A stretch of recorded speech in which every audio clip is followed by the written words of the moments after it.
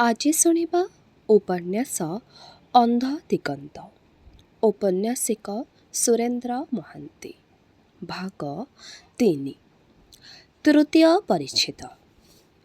1921 ମସିହାର ଆନ୍ଦୋଳନ ଅନହୂତି ଝଡ଼ ପରି ଆସିଥିଲା, ପୁଣି ଝଡ଼ ପରି ଭାସିଗଲା, କିନ୍ତୁ ପଛରେ ରଖିଗଲା କେତେକ ବିପର୍ଯ୍ୟସ୍ତ ଜୀବନରେ ଗଭୀର ଅସ୍ୱସ୍ତି। ଆନ୍ଦୋଳନ ବେଳର ଉତ୍ତେଜନା ଓ ସ୍ପନ୍ଦନ ମୁଷ୍ଟିମେୟ କେତେକ ସହରର ବିଦ୍ୱାନ ଓ ବୁଦ୍ଧିଜୀବୀ ଶ୍ରେଣୀର ଅବଶ୍ୟ ବଞ୍ଚି ରହିଲା, ମାତ୍ର ମଧୁପୁର ପରି ଗାଁମାନଙ୍କରେ ତାହାର କୌଣସି ସତ୍ତା ଆଉ ନଥିଲା।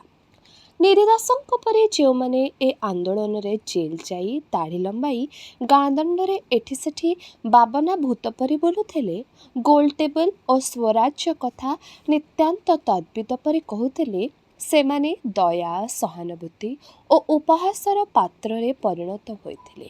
ଜେଲରୁ ଫେରିବା ପରେ ନିରିଦାସଙ୍କ ଜୀବନରେ ଏକ ଗଭୀର ପରିବର୍ତ୍ତନ ତାଙ୍କର ଅଜ୍ଞାତସାରରେ ଘଟି ଯାଇଥିଲା। ସ୍ୱରାଜ୍ୟ କ'ଣ, ସେ ଅବଶ୍ୟ କେବେ ଯୁକ୍ତିରେ, ଚିନ୍ତାରେ ଓ ବୁଦ୍ଧିରେ ବୁଝିବା ପାଇଁ ଚେଷ୍ଟା କରିନଥିଲେ, ମାତ୍ର ତାଙ୍କର ଏକ ବିଶ୍ୱାସ ଜନ୍ମିଥିଲା, ସ୍ୱରାଜ୍ୟ ଓ ସ୍ୱାଧୀନତା ବିନା ବଞ୍ଚିବାର କୌଣସି ଯଥାର୍ଥତା ନାହିଁ। ସ୍ୱାଧୀନତା ହିଁ ଜୀବନ। ସୃଷ୍ଟିରେ ଆଲୋକ, ବାୟୁ, ନଦୀ, ସମୁଦ୍ର, ପର୍ବତଠାରୁ ଆରମ୍ଭ କରି ପଶୁପକ୍ଷୀ ସମସ୍ତେ ସ୍ୱାଧୀନ, ସମସ୍ତେ ମୁକ୍ତ। ଏକା ମଣିଷ କେବଳ ପରାଧୀନ ଓ ଦାସତ୍ୱଗ୍ରସ୍ତ ରହି ନପାରେ।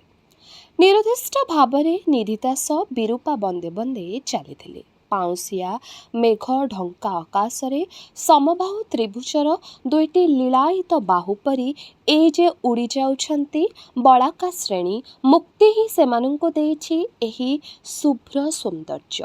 ବନ୍ଧ ତଳର ବାଉଁଶ ଝାଡ଼ ଭିତରେ ଏଇ ଯେ ଗୋଟିଏ କୁମ୍ଭାଟୁଆ ରହି ରହି କେଉଁଠି ବାରମ୍ବାର ବିଳାପ କରି ଉଠୁଛି। ଏକ ଭାବନାହୀନ ସ୍ୱାଧୀନତା ହିଁ ତାହାକୁ ଦେଇଛି ଏହି ମୂର୍ଚ୍ଛନାମୟ ପ୍ରାଣ ସଙ୍ଗୀତ। ନଦୀର ତମ୍ବାଟିଆ କ୍ଷୀଣ ସ୍ରୋତରେ ଏଇ ଯେ ମାଛ କେତେଟା ପିଟି ହେଉଛନ୍ତି, ବନ୍ଧନହୀନ ମୁକ୍ତି ହିଁ କେବଳ ଦେଇଛି ସେମାନଙ୍କୁ ଏହି ପ୍ରାଣ ପ୍ରାଚୁର୍ଯ୍ୟ। ବନ୍ଧ ଉପରେ ବାଛୁରୀ କେତେଟା ଏଇ ଯେ ଅକାରଣରେ ଆନନ୍ଦରେ ଧାଇଁ ବୁଲୁଛନ୍ତି, ସ୍ୱାଧୀନତା ହିଁ ଦେଇଛି ସେମାନଙ୍କୁ ଏହି କମନୀୟ ନିରୀହତା। ଏ ସୁନ୍ଦର ବନ୍ଧନହୀନ ସୃଷ୍ଟିରେ ସବୁ ସୁନ୍ଦର, ସମସ୍ତେ ସୁନ୍ଦର, କାରଣ ସେମାନେ ମୁକ୍ତ। ମନୁଷ୍ୟ ଏକା କୁତ୍ସିତ, କାରଣ ସେ ଆଶଙ୍କାଗ୍ରସ୍ତ। ମନୁଷ୍ୟର ଅଜ୍ଞାତ କୁସଂସ୍କାର, ଲୋଭ, ମୋହ, ହିଂସା, କ୍ରୋଧ ଓ ପାପ ତାହା ପାଇଁ ବନ୍ଧନର ଶତ କୁତ୍ସିତ ନିଗଡ଼ ସୃଷ୍ଟି କରିଅଛି। ହାକିମ, ପୁଲିସ, ଦାରୋଗା, କନେଷ୍ଟବଳ, ଅମଲା, ଗୁମାସ୍ତା, ମାଜିଷ୍ଟ୍ରେଟ, ଟାଉଟର ଏମାନେ ପ୍ରତ୍ୟେକେ ସେହି ଦାସତ୍ୱ ଶୃଙ୍ଖଳର ଗୋଟିଏ ଗୋଟିଏ କଳଙ୍କିତ କଡ଼ି। ଆଉ ଏସବୁକୁ ଏକାଠି ଟାଣି ଭିଡ଼ି ବାନ୍ଧି ରଖିଛି ବ୍ରିଟିଶ ସରକାରର ଘୃଣିତ ଶାସନ। ନିରିଦାସଙ୍କ ଆଖି ଆଗରେ ପୁଣି ଭାସି ଉଠିଲା ସେଦିନ ହାଟେଶ୍ୱର ମହାଦେବଙ୍କ ମେଲଣ ପଡ଼ିଆରେ ସେବାଶ୍ରମର କର୍ମୀମାନଙ୍କ ଉପରେ ପୁଲିସର ନୃଶଂସ ଆକ୍ରମଣ। ପୁଣି ମଙ୍ଗରାଜପୁର ହାଟ ସଭାରେ ପୁଲିସ ହଟ୍ଯାଅ ଚିତ୍କାର ଓ ଆଖି ବୁଜା ଲାଠିମାଡ଼। ସ୍ୱରାଜ୍ୟ ଓ ସ୍ୱାଧୀନତାର ଅର୍ଥ ନିରିଦାସ ବୁଝନ୍ତୁ ବା ନ ବୁଝନ୍ତୁ, ଆଇନ ନାମରେ ଜୁଲମର ଏହି କୁତ୍ସିତ ଶାସନ ଭାଙ୍ଗିବା ଏକ ପବିତ୍ର ଧର୍ମ କାର୍ଯ୍ୟ ବୋଲି ନିରିଦାସ ମନେ ମନେ ବୁଝି ସାରିଥିଲେ।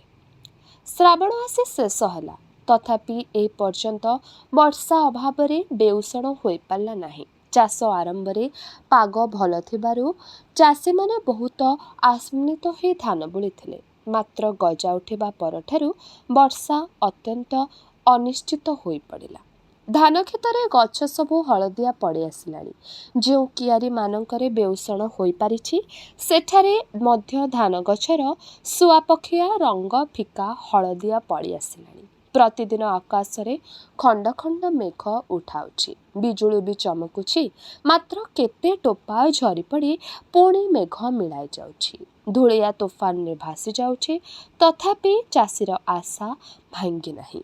କିନ୍ତୁ ଏ ବର୍ଷ ମରୁଡ଼ିରେ ଧାନ ଫସଲ ଜଳିଯିବା ସୁନିଶ୍ଚିତ। ବଢ଼ିରେ ଯାଇଥାନ୍ତା, ମରୁଡ଼ିରେ ଗଲା, ତଥାପି ଚାଷୀର ଦମ୍ଭ ଭାଙ୍ଗି ନାହିଁ।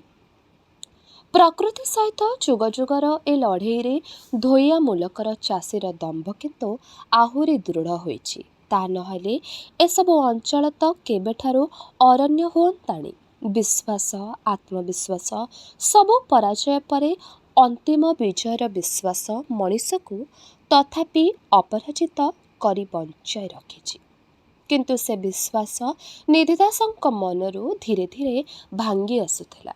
ଜେଲକୁ ଯିବା ପୂର୍ବରୁ ନିତାନ୍ତ ବେପାରୁଆ ଜୀବନ ଭିତରେ ସୁଦ୍ଧା ନିଧିଦାସ ଘର ସଂସାର ଚିନ୍ତା କରୁଥିଲେ। ପିଲା ପଢ଼ାଉଥିଲେ, ଗାଈ ବଳଦ ଖୁଆଉଥିଲେ, ଗୁହାଳରେ ବାନ୍ଧୁଥିଲେ, ହାଟକୁ ଯାଉଥିଲେ। ମାତ୍ର ଜେଲରୁ ଫେରିବା ପରଠୁ ଏସବୁ ତାଙ୍କ ଦୃଷ୍ଟିରେ ଏକାନ୍ତ ତୁଚ୍ଛ ହୋଇ ପଡ଼ିଥିଲା। ନିଧିଦାସ ମହାତ୍ମା ଗାନ୍ଧୀଙ୍କୁ କେବେ ଅବଶ୍ୟ ସ୍ୱଚକ୍ଷୁରେ ଦେଖିନଥିଲେ। ତଥାପି ଗାନ୍ଧୀ ତାଙ୍କ ଦୃଷ୍ଟିରେ ସବୁ ଆଧ୍ୟାତ୍ମିକ ଅଭିପ୍ସାର ପ୍ରତିରୂପରେ ପରିଣତ ହୋଇପଡ଼ିଥିଲେ। ସ୍ୱରାଜ୍ୟ ତାଙ୍କ ଜୀବନର ଚରମ ଓ ପରମ ଲକ୍ଷ୍ୟରେ ପରିଣତ ହୋଇପଡ଼ିଥିଲା। ଗ୍ରାମ ଜୀବନର ଯେଉଁ ଦୈନନ୍ଦିନତା ନିଧିଦାସଙ୍କ ଜୀବନକୁ ଏଯାବତ୍ ପୂର୍ଣ୍ଣ କରି ରଖିପାରିଥିଲା, ସେସବୁ ତାଙ୍କ ଦୃଷ୍ଟିରେ ଏବେ ଅତ୍ୟନ୍ତ ତୁଚ୍ଛ ହୋଇ ପଡ଼ିଥିଲା। ହୃଦୟର ସେହି ଶୂନ୍ୟ ମନ୍ଦିରରେ ନିଧିଦାସ କିନ୍ତୁ ଯେଉଁ ଭାବ ବିଗ୍ରହ ପ୍ରତିଷ୍ଠା କରିଥିଲେ, ତା ବିଗ୍ରହ ଯେପରି ସତ ସନ୍ଦେହ ଓ ଅବିଶ୍ୱାସର ଆଘାତରେ ଖଣ୍ଡ ଖଣ୍ଡ ହୋଇ ଭାଙ୍ଗି ପଡ଼ୁଥିଲା। ଜେଲରୁ ଫେରି ଦାମରଥ ସୁଧୋଧନଙ୍କ ବିରୁଦ୍ଧରେ ଏକ ପ୍ରଚାର ଆରମ୍ଭ କରି ଦେଇଥିଲେ। ତିଳକ ସ୍ୱରାଜ ପାଣ୍ଠି ପାଇଁ ଯେଉଁ ଟଙ୍କା ସୁଧୋଧନ ଆଦାୟ କରିଥିଲେ, ସେଥିରୁ ବହୁ ଅଂଶ ସେ କୁଆଡ଼େ ଆତ୍ମସାତ୍ କରିଅଛନ୍ତି। ପ୍ରାଦେଶିକ କଂଗ୍ରେସ କମିଟି ଅଫିସରୁ ଦାମରଥ ଏକଥା ନିଜେ ଶୁଣିଛନ୍ତି। ଦାମରଥ ମଧ୍ୟ ସୁଧୋଧନଙ୍କ ପରି ଅଧାପାଠୁଆ ହୋଇ ଆନ୍ଦୋଳନରେ ଯୋଗ ଦେଇଥିଲେ। ସୁଧୋଧନ ଯେତେବେଳେ କଲେଜରେ FA କ୍ଲାସରେ ପଢ଼ୁଥିଲେ, ଦାମରଥ ସେତେବେଳେ ମିଶନ ସ୍କୁଲରେ 10ମ ଶ୍ରେଣୀର ଛାତ୍ର। ସେ ସ୍କୁଲ ଛାଡ଼ି ହଠାତ୍ ରାତାରାତି ବାନର ବାହିନୀର କମାଣ୍ଡର ହୋଇପଡ଼ିଥିଲେ। ଦୁହେଁ ପୁଣି ଏକ ଅଞ୍ଚଳର ଲୋକ। ମାତ୍ର ଜେଲରେ ସୁଧୋଧନ B ଶ୍ରେଣୀରେ ଅନନ୍ୟତାମାନଙ୍କ ସହିତ ରହିବା ଓ ଦାମରଥ C ଶ୍ରେଣୀରେ ରହିବା ଘଣା ପେଲିବା ସୁଧୋଧନଙ୍କର Bରେ ତାଙ୍କୁ ଈର୍ଷା ସଚୃହ କରିଦେଇଥିଲା। ଜେଲରେ ଥିବାବେଳେ ସୁଦ୍ଧା ଦାମରଥ ସୁଧୋଧନଙ୍କ ବିରୁଦ୍ଧରେ ବହୁ କୁତ୍ସା ପ୍ରଚାର କରୁଥିଲେ। ଯଥା ଶେଷବେଳକୁ ସେ ପୁଲିସ ଭୟରେ ଛାନିଆ ହୋଇ ସଭା ବା ସତ୍ୟାଗ୍ରହ ପାଖ ମାଡ଼ି ନଥିଲେ। ସ୍ୱଦେଶ ଭବନରେ ଜ୍ୱରରେ ଛଳନା କରି ଲୁଚି ବସିଥିଲେ। ପୁଲିସ ଅନ୍ୟ ନେତାମାନଙ୍କୁ ଗିରଫ କରିବା ପାଇଁ ସ୍ୱଦେଶ ଭବନ ଚଢ଼ାଉ କରିନଥିଲେ। ସୁଧୋଧନ ଜେଲ ଦୁଆର ମୁହଁ ସୁଦ୍ଧା ମାଡ଼ି ନଥାନ୍ତେ ଇତ୍ୟାଦି। ଦାମରଥଙ୍କ ପ୍ରଚାରରେ ସତ୍ୟତା ଥାଉ ବା ନଥାଉ, ଏସବୁ ଶୁଣିଲେ ସୁଧୋଧନଙ୍କ ହାତକୁ ସେଦିନ ରାତିରେ ବହୁ କଷ୍ଟରେ ସଞ୍ଚିତ ସ୍ତ୍ରୀଙ୍କ ସେତକ ଟଙ୍କା ବଢ଼ାଇ ଦେବାର ଦୃଶ୍ୟ ନିଧିଦାସଙ୍କ ଆଖି ଆଗରେ ବାରମ୍ବାର ଭାସି ଉଠେ। ସୁଧୋଧନ ତାହା ଆତ୍ମସାତ କରିବାର କଳ୍ପନା ସୁଦ୍ଧା ନିଧିଦାସ ମନରେ ସ୍ଥାନ ଦେଇ ପାରନ୍ତି ନାହିଁ। ବାହାପିଆ ଦାମରଥ ସୁଧୋଧନଙ୍କ ପ୍ରତି ଈର୍ଷାଗ୍ରସ୍ତ ଭାବରେ ଏପରି ପରିପ୍ରଚାର ଚଳାଇଛି ବୋଲି ନିଜକୁ ବୁଝାଇବା ପାଇଁ ସେ ବହୁ ଚେଷ୍ଟା କରନ୍ତି। ଆନ୍ଦୋଳନ ପରେ ପୁଣି ସବୁ ନୀରବ, ସବୁ ଚୁପଚାପ। ସୁଧୋଧନ ସୁଦ୍ଧା କୁଆଡ଼େ ନିଖୋଜ ହୋଇ ପଡ଼ିଛନ୍ତି। ଜେଲରୁ ଫେରି ସେ କିଛି ଦିନ ଗ୍ରାମରେ ଥିଲେ। ତାପରେ ତାଙ୍କର ଆଉ କୌଣସି ପତ୍ତା ନଥିଲା। ତେଣୁ ରାଜନୀତିର ଗତି ଓ ଆଭିମୁଖ୍ୟ ପୁଣି କେଉଁ ବାଟରେ, ସତ୍ୟାଗ୍ରହ ଆନ୍ଦୋଳନ କିପରି ଚଳାଇ ରଖାଯିବ, ସେ ସମ୍ବନ୍ଧରେ ନିଧିଦାସ ଓ ତାଙ୍କ ପରି ସତ୍ୟାଗ୍ରହୀ ତାଲିକାରେ ନାଁ ଲେଖାଇଥିବା ଅନ୍ୟ କର୍ମୀମାନେ ସମ୍ପୂର୍ଣ୍ଣ ଅନ୍ଧକାରରେ ରହିଥିଲେ। ଏହି ପରିସ୍ଥିତିରେ ଆନ୍ଦୋଳନ ଓ ଅନ୍ତିମ ଲକ୍ଷ୍ୟ ସ୍ୱରାଜ୍ୟ ପ୍ରତି ନିଧିଦାସଙ୍କ ମାନସିକ ଦୃଢ଼ତା ଧୀରେ ଧୀରେ ଶିଥିଳ ହୋଇ ଆସୁଥିଲା। ସେହିପରି ମୁହୂର୍ତ୍ତମାନଙ୍କରେ ନିଧିଦାସ ଭୂତ ଲାଗିଲା ପରି ଅରଟ ଚଳାଉଥିଲେ। ନୋହିଲେ ପାଗଳ ପରି ଗାଁ ଦାଣ୍ଡରେ ନଦୀବନ୍ଧରେ ନିରୁଦ୍ଦିଷ୍ଟ ଭାବରେ ବୁଲୁଥିଲେ। ଏସବୁ ମଧ୍ୟରେ ତାଙ୍କର କିନ୍ତୁ କୌଣସି ଅନୁଶୋଚନା ନଥିଲା। ଥିଲା ଏକ ପ୍ରଚଣ୍ଡ ଅସ୍ୱସ୍ତି। ଆଜି ମଧ୍ୟ ବିରୂପା ବନ୍ଦେ ବନ୍ଦେ ନିଧିଦାସ ସେହିପରି ବାହାରିଥିଲେ। ସବୁଆଡ଼େ ପୈଶାଚିକ ଶୂନ୍ୟତା। କ୍ଷେତ୍ରରେ ଧାନଗଛ ସବୁ ଝାଉଁଳି ଯାଇଛି। ନଦୀ ଗର୍ଭରେ ବନ୍ୟାର ପ୍ରଳୟଙ୍କରୀ ବେଗ ନାହିଁ, ଘୂର୍ଣ୍ଣି ନାହିଁ, ସ୍ରୋତ ପ୍ରବାହ ନାହିଁ। ପାଉଁଶିଆ ଆକାଶ ମେଘାଚ୍ଛନ୍ନ ନୁହେଁ କିମ୍ବା ନିମେର୍ଘ ନୁହେଁ। ଗଛର ପତ୍ରଟିଏ ସୁଦ୍ଧା ହଲୁନାହିଁ। ମୁକ୍ତିର ହିଲ୍ଲୋଳ ନାହିଁ। ସବୁଆଡ଼େ ଦାସତ୍ୱର ନିର୍ବେଦଗ୍ରସ୍ତ ସ୍ଥାଣୁତ୍ୱ। ଚାଲି ଚାଲି ନିଧିଦାସ ବହୁ ଦୂର ଚାଲି ଆସିଥିଲେ। ଆକାଶରେ ଖରା ନଥିଲା, ତେଣୁ ସମୟ ଜାଣିବାର ଉପାୟ ନଥିଲା। ଅଳ୍ପ ଦୂରରେ ଅମଣିଆ ଘାଇ ମୁହଁରେ ବାଲିଚର ଉପରେ ସିଦ୍ଧବଟର ଓହଳ ସବୁ ମାଟି ଉପରକୁ ଲମ୍ବି ଗୋଟାଏ ଘଞ୍ଚ ତୋଟା ପରି ଦେଖାଯାଉଥିଲା। ସେ ଅଞ୍ଚଳର ଅତି ପୁରୁଖା ବୁଢ଼ାମାନେ ବିରୂପାର ସେହିପରି ବନ୍ୟା ଦେଖିନଥିଲେ। ସେହିଦିନୁ ପାହାଡ଼ ମୁଣ୍ଡିଆ ପରି ପ୍ରକାଣ୍ଡ ବାଲିକୁଦମାନ ସେଠାରେ ମୁଣ୍ଡ ଟେକି ଠିଆ ହୋଇଛି। ବାଲିକୁଦ ତଳକୁ ଗୋଟାଏ ପ୍ରକାଣ୍ଡ ବରଗଛ ତାହାର ଶହ ଶହ ଓହଳ ଲମ୍ବି ସେ ସ୍ଥାନଟିକୁ ଏକ ଛାୟାଘନ ତୋଟାରେ ପରିଣତ କରିଦେଇଛି। କୋରଣରେ ହଳେ କଠଉ ଓ ମଣିଷର ମୁଣ୍ଡ ପରି ଚିତ୍ର ହୋଇଥିବା ଗୋଟିଏ ମାଟିକୁଦ ଏବେ ସୁଦ୍ଧା ସେଠାରେ ପୂଜିତ ଅବସ୍ଥାରେ ରହିଅଛି। ବର୍ଷରେ ଥରେ ବୈଶାଖ ପୂର୍ଣ୍ଣିମା ଦିନ ସେଠାରେ ଗୋଟିଏ ଭାଗବତ ମେଳା ବସେ। ତା ନହେଲେ ବର୍ଷ ସାରା ଏ ସ୍ଥାନଟି ଅପନ୍ତରା ନିର୍ଜନ ହୋଇ ପଡ଼ିଥାଏ। ଏହି ବଟ ତଳୁ ଆରମ୍ଭ ହୋଇଛି ଗୋଟିଏ ପ୍ରକାଣ୍ଡ ଶ୍ମଶାନ।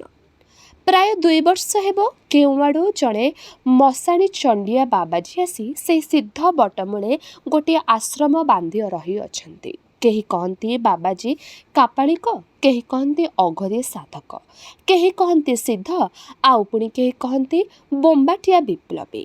ଗୋରା ହାକିମମାନଙ୍କୁ ବୋମା ଫିଙ୍ଗିବାରେ ଧୁରନ୍ଧର ଏଠାରେ ଆସି ଆତ୍ମଗୋପନ କରି ରହିଛନ୍ତି। ନିଜ ହାତରେ ଥରେ ବୋମା ଫୁଟିବାରୁ ବାଁ ହାତରୁ ଅଧେ ଛିଣ୍ଡି ଯାଇଥିଲା। ସେଥିପାଇଁ ବାଁ ହାତ କହୁଣି ପାଖରୁ ଖଣ୍ଡିଆ ସବୁ ଅବଶ୍ୟ ଶୁଣା କଥା। କେହି ନିର୍ଦ୍ଦିଷ୍ଟ ଭାବରେ କିଛି ଜାଣନ୍ତି ନାହିଁ। ସେହିପରି ବାବାଜୀଙ୍କ ବୟସ ସମ୍ପର୍କରେ ମଧ୍ୟ ଅନେକଙ୍କର ଅନେକ ବିଚିତ୍ର ଧାରଣା।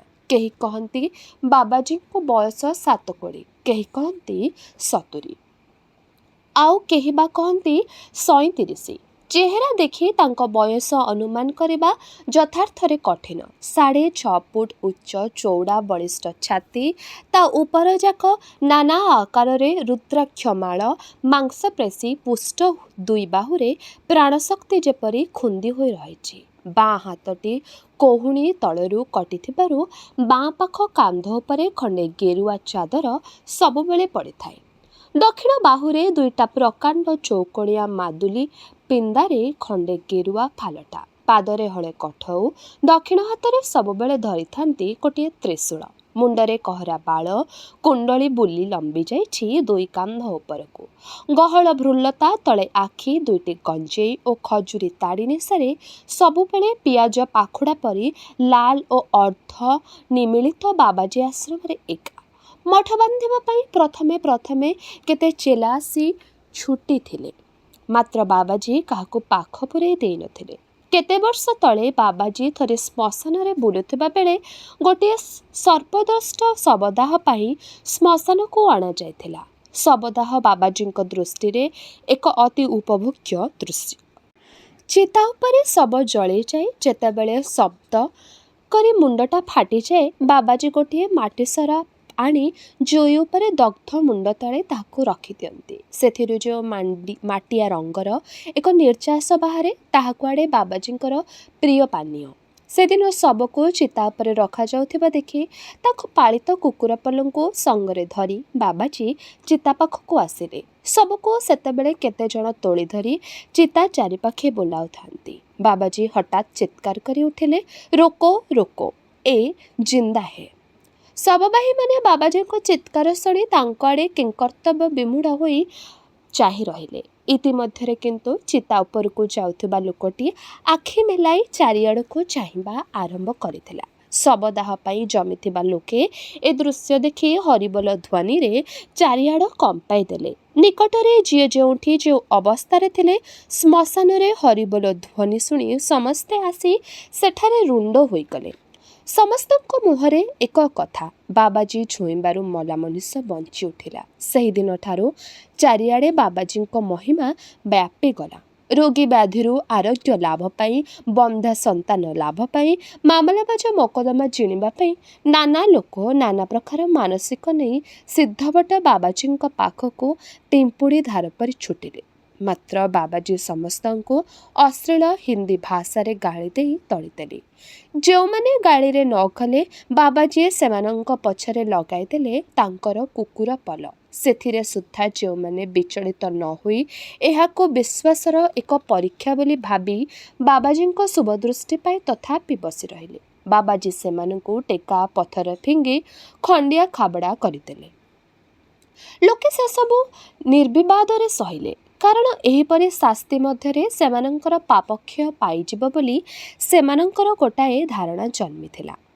ଏସବୁ ଅତ୍ୟାଚାର ମଧ୍ୟରେ ପୁଣି କେହି କେହି ସିଦ୍ଧ ବଟଠାରୁ ଅଳ୍ପ ଦୂରରେ ପଡ଼ି ରହି କାଳେ ନିଜର ଅଭୀଷ୍ଟ ସିଦ୍ଧ କରିପାରିଥିଲେ, ମାତ୍ର ସିଦ୍ଧ ବଟମୂଳକୁ ପିମ୍ପୁଡ଼ି ଧାର ପରି ଯେଉଁ ଯାତ୍ରୀ ଛୁଟଣ ଲାଗିଥିଲା, ତାହା ବାବାଜୀଙ୍କ ଅତ୍ୟାଚାର ହେତୁ କ୍ରମେ ବନ୍ଦ ହୋଇଗଲା। ବାବାଜୀ ସ୍ୱସ୍ତିର ଦୀର୍ଘ ନିଶ୍ୱାସ ମାରିଲେ। ବାବାଜୀଙ୍କର ଆଶ୍ରମ ଗୋଟିଏ ନୁଆଣିଆ ଚାଳଘର। ତାରି ଭିତରେ ଖଣ୍ଡେ ତକ୍ତପୋଷ ଉପରେ ବାଘ ଚମଡ଼ାଟିଏ ବାବାଜୀଙ୍କର ଆସନ। ତକ୍ତପୋଷର ମୁଣ୍ଡ ଉପରକୁ ଗୋଟିଏ ବେଦୀ ଉପରେ ପିତ୍ତଳରେ ତିଆରି ଖଟାଙ୍କଧାରୀ ଏକ ରୁଦ୍ର ଭୈରବ ମୂର୍ତ୍ତି। ବାବାଜୀଙ୍କର ଆରାଧ୍ୟ ଦେବତା କଲ୍କି। ମୂର୍ତ୍ତି ସାମ୍ନାରେ ଗୋଟିଏ ନରକପାଳ ମଧ୍ୟରେ କେତେଟା ଗଇସ ଫୁଲ ଆଉ ଭୋଗ ସାମଗ୍ରୀ ନୈବେଦ୍ୟ ରୂପେ ପଡ଼ିଥାଏ। ବେଦୀ ତଳକୁ ଗୋଟିଏ ଅଖଣ୍ଡ ଦୀପ ଦିନସାରା ସବୁବେଳେ ଜଳୁଥାଏ। ସେହି ଦୀପର ଆଲୋକରେ ମୂର୍ତ୍ତିଟି ଏପରି ଭୀଷଣ ଦିଶେ ଯେ ବାବାଜୀ ନଥିବା ବେଳେ କେହି କେହି ସେ ମୂର୍ତ୍ତିକୁ ଦେଖି ଭୟରେ ଭେଟଣା ହୋଇଥିବା ମଧ୍ୟ ଶୁଣାଅଛି। ବାବାଜୀଙ୍କ ତକ୍ତପୋଷ ଉପରଯାକ ଗୀତା, ଚଣ୍ଡୀ, ଭାଗବତ ଓ ଆହୁରି ନାନା ଭାଷାରେ ନାନା ଶାସ୍ତ୍ର ଖେଳାମେଳା ହୋଇ ପଡ଼ିଥାଏ। ବାବାଜୀ ଯେତେବେଳେ ଶ୍ମଶାନରେ ବା ଅନ୍ୟ କେଉଁଆଡ଼େ ନ ବୁଲନ୍ତି, ସେତେବେଳେ ଏହି ଗ୍ରନ୍ଥ ସବୁ ଗୁଣୁ ଗୁଣୁ ସ୍ୱରରେ ପଢ଼ନ୍ତି, ନୋହିଲେ ମୂର୍ତ୍ତି ସାମନାରେ ଆଖି ବୁଜି ଧ୍ୟାନରେ ବସିଲା ପରି ବସନ୍ତି। ଆଶ୍ରମ ବାହାରେ ଶବମାଂସ ଭୋଜି ପଲେ ହିଂସ୍ର କୁକୁର ତାଙ୍କର ପ୍ରଶାନ୍ତି ଓ ବିଶ୍ରାନ୍ତିକୁ ସତର୍କ ପ୍ରହରୀ ପରି ଜଗି ରହିଥାନ୍ତି। ଶ୍ମଶାନକୁ ଶବଦାହ ପାଇଁ ଯେଉଁମାନେ ଆସନ୍ତି, ସେମାନେ ଏହି ମଶାଣି ଚଣ୍ଡିଆ ବାବାଜୀଙ୍କ ପାଇଁ ପ୍ରେତ ଅନ୍ନ ସହିତ ସ୍ୱତନ୍ତ୍ର ନୈବେଦ୍ୟ ଆଣିଥାନ୍ତି। ସେଥିରେ ବାବାଜୀ ଆଉ ତାଙ୍କ ଶ୍ୱାନପଲଙ୍କର ଆହାର କାର୍ଯ୍ୟ ଚଳେ।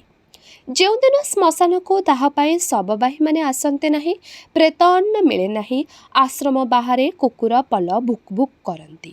ସେହିପରି ଦିନମାନଙ୍କରେ ବାବାଜୀ ବାହାରକୁ ଆସି କୁକୁରମାନଙ୍କ ଉଦ୍ଦେଶ୍ୟରେ ପାଗଳ ପରି ଚିତ୍କାର କରନ୍ତି, ଜୋର ସେ ଚିଲ୍ଲାଓ ତବ୍ ଖାନା ମିଲେଗା। ବାବାଜୀଙ୍କର ଚିତ୍କାର ଶୁଣି ଶ୍ୱାନପଲ ନାରକୀୟ ରଡ଼ିରେ ନିବୃତ୍ତ ବାଲିପଠା ପ୍ରକମ୍ପିତ କରିଦିଅନ୍ତି। ତାପରେ କାକତାଳିକ ନ୍ୟାୟରେ ହେଉ ଅଥବା ବାବାଜୀଙ୍କ ଆଦିଭୌତିକ ଇଚ୍ଛାଶକ୍ତି ବଳରେ ହେଉ, ଦୂରରେ ଶୁଭେ ରାମ ନାମ ସତ୍ୟ ହେ, ହରି ନାମ ସତ୍ୟ ହେ। ବାବାଜୀ ପହଳି ଫେରାନ୍ତି, ଜୟ କଲ୍କି, ଜୟ କଲ୍କି। ମାତ୍ର ଅତ୍ୟନ୍ତ ସାବଧାନତାର ସହିତ ଲକ୍ଷ୍ୟ କଲେ ଜଣାଯିବ, ଏସବୁ ସ୍ୱେଚ୍ଛାକୃତ ବିକଟତା। ବାବାଜୀଙ୍କର ଏକ ଅଭିନୟ ଓ ନିଜ ଅଜ୍ଞାତବାସ ପାଇଁ ଏକ ବିଚିତ୍ର ଅଙ୍ଗାଭରଣ। ବାବାଜୀ ଏକଦା ସନ୍ତ୍ରାସବାଦୀ ଥିଲେ ବୋଲି ଯେଉଁ ପ୍ରବାଦ ଶୁଣାଯାଏ, ତାହା ସମ୍ଭବତଃ କେତେକାଂଶ ସତ୍ୟ। ବାବାଜୀ ପୁଣି ଦୈନନ୍ଦିନ ସମାଜ ଓ ସଂସାରଠାରୁ ବିଚ୍ଛିନ୍ନ ଥିଲେ ହେଁ ରାଜନୈତିକ ଘଟଣା ପ୍ରବାହ ସମ୍ପର୍କରେ ସମ୍ପୂର୍ଣ୍ଣ ସଚେତନ। ସବୁ ଖବର ନଖଦର୍ପଣରେ ରଖିଲା ପରି ସେ ରଖିଥାନ୍ତି। ପୁଣି ସେ ଅଞ୍ଚଳରେ ଯେଉଁ ରାଜନୈତିକ କର୍ମୀମାନେ ଥିଲେ, ସେମାନଙ୍କ ମଧ୍ୟରୁ ଅନେକଙ୍କ ପାଇଁ ତାଙ୍କ ଆଶ୍ରମର ଦ୍ୱାର ସର୍ବଦା ଉନ୍ମୁକ୍ତ ଥାଏ। ଧର୍ମତତ୍ତ୍ୱ ନାମରେ ବାବାଜୀ ସେମାନଙ୍କୁ ଏଣୁତେଣୁ ଗପନ୍ତି, କାହାକୁ ଗଞ୍ଜେଇ ଚିଲମରେ ଯାଚନ୍ତି। ସେମାନେ ଅବଶ୍ୟ ବାବାଜୀଙ୍କର ଛଦ୍ମବେଶ ବୁଝିପାରନ୍ତି ନାହିଁ। ବାବାଜୀଙ୍କ ନାମ ଅବଧୂତାନନ୍ଦ। ଅବଧୂତାନନ୍ଦ କଳ୍କି ଉପାସକ। ତାଙ୍କର ତତ୍ତ୍ୱ ହେଉଛି, ଅତୀତରେ ଦୁଷ୍ଟ ଦଳନ ଓ ସନ୍ଥ ପାଳନ ପାଇଁ ବିଷ୍ଣୁଙ୍କର ଯେତେ ଯେତେ ଅବତାର ହୋଇଛି, ଇତିହାସ ଦୃଷ୍ଟିରୁ ସେସବୁ ଅବତାର ବ୍ୟର୍ଥ ହୋଇଛି। ଦୁଷ୍ଟ ମ୍ଲେଚ୍ଛମାନଙ୍କୁ ଯେତେବାର ସଂହାର କରାଯାଇଛି, ସେତେବାର ସେମାନଙ୍କର ଛିନ୍ନ କବନ୍ଧରୁ ଜନ୍ମ ନେଇଛନ୍ତି ସହସ୍ରଶିରା ଲକ୍ଷଶିରା ଅସୁମାରୀ ମ୍ଲେଚ୍ଛ। ମ୍ଲେଚ୍ଛମାନଙ୍କର ରକ୍ତରେ ଅବତାରମାନଙ୍କର ଦେହ ବାରମ୍ବାର କଳଙ୍କିତ ହୋଇଛି ସିନା, ପୃଥିବୀ କିନ୍ତୁ ମ୍ଲେଚ୍ଛ ଭାରରୁ ମୁକ୍ତ ହୋଇପାରିନାହିଁ। ପୁଣି ସନ୍ଥମାନେ ପ୍ରତାପୀ ମ୍ଲେଚ୍ଛମାନଙ୍କ ସହିତ ଏକ ସୁବିଧାବାଦୀ ସାଲିସ ପାଇଁ ଭିତରେ ଭିତରେ ସେମାନଙ୍କୁ ଅନୁମୋଦନ କରି ଅବତାରମାନଙ୍କୁ ଘଣ୍ଟା ଘଣ୍ଟା ପିଟି ପୂଜା କରନ୍ତି। ମର୍ତ୍ତ୍ୟରେ ତଥାକଥିତ ସନ୍ଥ ସମାଜ ଓ ବାହାରେ ସ୍ୱର୍ଗରେ ଦେବତାକୁଳ ଏହା ଫଳରେ ଏପରି ଅନ୍ତଃସାରଶୂନ୍ୟ, ହୀନବୀର୍ଯ୍ୟ ଓ ଆତ୍ମପ୍ରତ୍ୟୟହୀନ ହୋଇପଡ଼ିଅଛନ୍ତି ଯେ ଏକାପକ୍ଷରେ ଦୁଷ୍ଟ ମ୍ଲେଚ୍ଛମାନଙ୍କର ଅସହାୟ ଶିକାର ହେବା ଅପରପକ୍ଷରେ ଅବତାରମାନଙ୍କର ଘଣ୍ଟା ମର୍ଦ୍ଦଳ ପିଟିବା ବ୍ୟତୀତ ସେମାନଙ୍କର ଅନ୍ୟ କୌଣସି ଧର୍ମ ବା କର୍ମ ନାହିଁ। ମ୍ଲେଚ୍ଛ ଓ ସନ୍ଥ ଗୋଟିଏ ବିଗ୍ରହର ଦୁଇଟି ପ୍ରକାଶ। ଦୁହିଁଙ୍କ ଚାପା ଭିତରେ କେବେଠାରୁ ମଣିଷର ମୃତ୍ୟୁ ହୋଇସାରିଛି। ମଣିଷର ନବଜନ୍ମ ପାଇଁ କଲ୍କି ପୁଣି ଅବତୀର୍ଣ୍ଣ ହେବେ। ସେ କଲ୍କି ନାରାୟଣ ପରି ଚତୁର୍ଭୁଜ ନୁହନ୍ତି। ମଣିଷ ପରି ସେ ଦ୍ୱିଭୁଜ, ଖଡ୍ଗ ଖଟାଙ୍ଗଧାରୀ। ମ୍ଲେଚ୍ଛ ଓ ସନ୍ଥ ସମସ୍ତଙ୍କୁ ନିପାତ କରି ସେ ମହାମାନବର ଜନ୍ମ ପାଇଁ ଏହି ପୃଥିବୀକୁ ସେମାନଙ୍କ ରକ୍ତରେ ଧୋଇ ନିର୍ମଳ ଓ ପବିତ୍ର କରିବେ। ଏ ପୃଥିବୀ ହେବ ସ୍ୱାଧୀନ ଓ ମୁକ୍ତ ମହାମାନବର ଜନ୍ମଭୂମି, କର୍ମଭୂମି, ଲୀଳାଭୂମି। ସେ ମହାମାନବ ଆଜିର ମଣିଷ ପରି ହେବ ନାହିଁ। ମ୍ଲେଚ୍ଛ ଅଥବା ଅବତାରମାନଙ୍କର ପୁଚ୍ଛଧାରୀ ଦୟାଶ୍ରୀବ ଜୀବ। ଜୟ କଲ୍କି, ଜୟ କଲ୍କି। ଦୁର୍ଭିକ୍ଷ, ମହାମାରୀ, ରାଷ୍ଟ୍ରବିପ୍ଳବ, ରକ୍ତପାତ, ଧ୍ୱଂସ ଓ ପ୍ରଳୟ ମଧ୍ୟରେ ଅବଧୂତାନନ୍ଦ ସେହି ଅନାଗତ କଲ୍କିଙ୍କର ଆବାହନ କରି ବୁଲୁଛନ୍ତି। ପଶ୍ଚିମରେ ମେଘର ଆସ୍ତରଣ ପତଳା ହୋଇ ଆକାଶ ସାମାନ୍ୟ ପରିଷ୍କାର ହୋଇ ଆସିଥିଲା। ଅପରାହ୍ନ ମହାଳ ଖରା ତେର୍ଛା ହୋଇ ବର ଓହଳର ସ୍ତମ୍ଭ ଭିତରେ ଅବଧୂତାନନ୍ଦଙ୍କ ଆଶ୍ରମ ପିଣ୍ଡାରେ ପଡ଼ିଥିଲା। ଆଶ୍ରମର ଦୁଆର ମେଲା। ଅବଧୂତାନନ୍ଦ ଆଶ୍ରମରେ ଥିବେ ଭାବି ନିଧିଦାସ ବାଲିକୋତ ଉପରକୁ ତଳକୁ ଗଡ଼ିଲେ। ଆଶ୍ରମ ଭିତରେ ତକ୍ତପୋଷ ଉପରେ ଅବଧୂତାନନ୍ଦ ନିଶାରେ ଝୁଙ୍କି ପଡ଼ିବା ପରି ମୁଣ୍ଡ ଝୁଙ୍କାଇ ବସିଥିଲେ। ତାଙ୍କ ମୁଣ୍ଡର ବାଳ ସବୁ ଓଲଟି ଛାତି ଉପରକୁ ଲମ୍ବି ଆସିଥିଲା। ନିଧିଦାସଙ୍କ ପାଦଶବ୍ଦ ଶୁଣି ଓ ସେ ଆଶ୍ରମ ଆଡ଼େ ଆସୁଥିବା ଦେଖି ଆଶ୍ରମ ବାହାରେ ଶୋଇଥିବା କୁକୁରପଲ ଭୁକି ଉଠିଲେ। କୁକୁରମାନଙ୍କର ରଡ଼ିରେ ଅବଧୂତାନନ୍ଦ ଆଖି ମେଲି ନିଧିଦାସଙ୍କ ଆଡ଼େ ଚାହିଁ କହିଲେ, ଆଉ ନିଧି ବାବା, ଆ ଯାଅ। ଏ ଅଞ୍ଚଳରେ ମୁଷ୍ଟିମେୟ ଯେଉଁ କେତେ ଜଣଙ୍କ ସହିତ ଅବଧୂତାନନ୍ଦଙ୍କ ହାର୍ଦ୍ଦିକ ସମ୍ପର୍କ ଥିଲା, ନିଧିଦାସ ସେମାନଙ୍କ ମଧ୍ୟରେ ଅନ୍ୟତମ।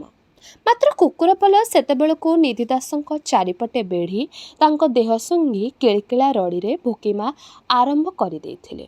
ଅବଧୂତାନନ୍ଦ ପୁଣି ଅର୍ଦ୍ଧନିର୍ମିଳିତ ଆଖି ଅଳ୍ପ ମେଲି କୁକୁରମାନଙ୍କ ଉଦ୍ଦେଶ୍ୟରେ ଚିତ୍କାର କରି ଉଠିଲେ, ଚୁପ୍ ବେଇମାନ, ବେଆଦବ କୁତ୍ତା, ଚୁପ୍, ଚୁପ୍।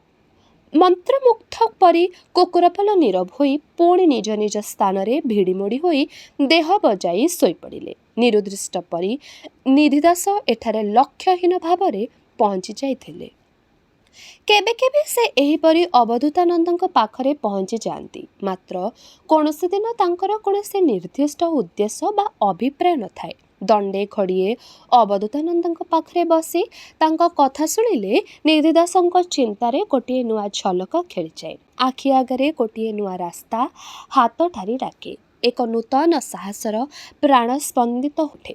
ଆଜି ମଧ୍ୟ ସେହିପରି ସେ ଏଠାକୁ ଆସିଥିଲେ। କିନ୍ତୁ କଡ଼ା ଗଞ୍ଜେଇ ଧୂଆଁର ଗନ୍ଧରେ ଭିତରକୁ ଯିବା ପାଇଁ ତାଙ୍କର ରୁଚି ବା ପ୍ରବୃତ୍ତି ନଥିଲା।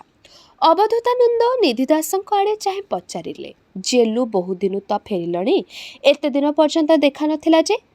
ନିଧିଦାସ ଜେଲ୍ ଯାଇଥିବା ପୁଣି ଜେଲରୁ ଖଲାସ ହୋଇଥିବା ଖବର ତାହେଲେ ଅବଧୂତାନନ୍ଦ ଠିକ୍ ରଖିଛନ୍ତି। ନିଧିଦାସ ନୀରବରେ କଲ୍କି ମୂର୍ତ୍ତି ପାଖରେ ଗୋଟିଏ ମୁଣ୍ଡିଆ ପକାଇ ତକ୍ତପୋଷ ଉପରେ ଅବଧୂତାନନ୍ଦଙ୍କ ପାଖରେ ବସି ପଡ଼ିଲେ।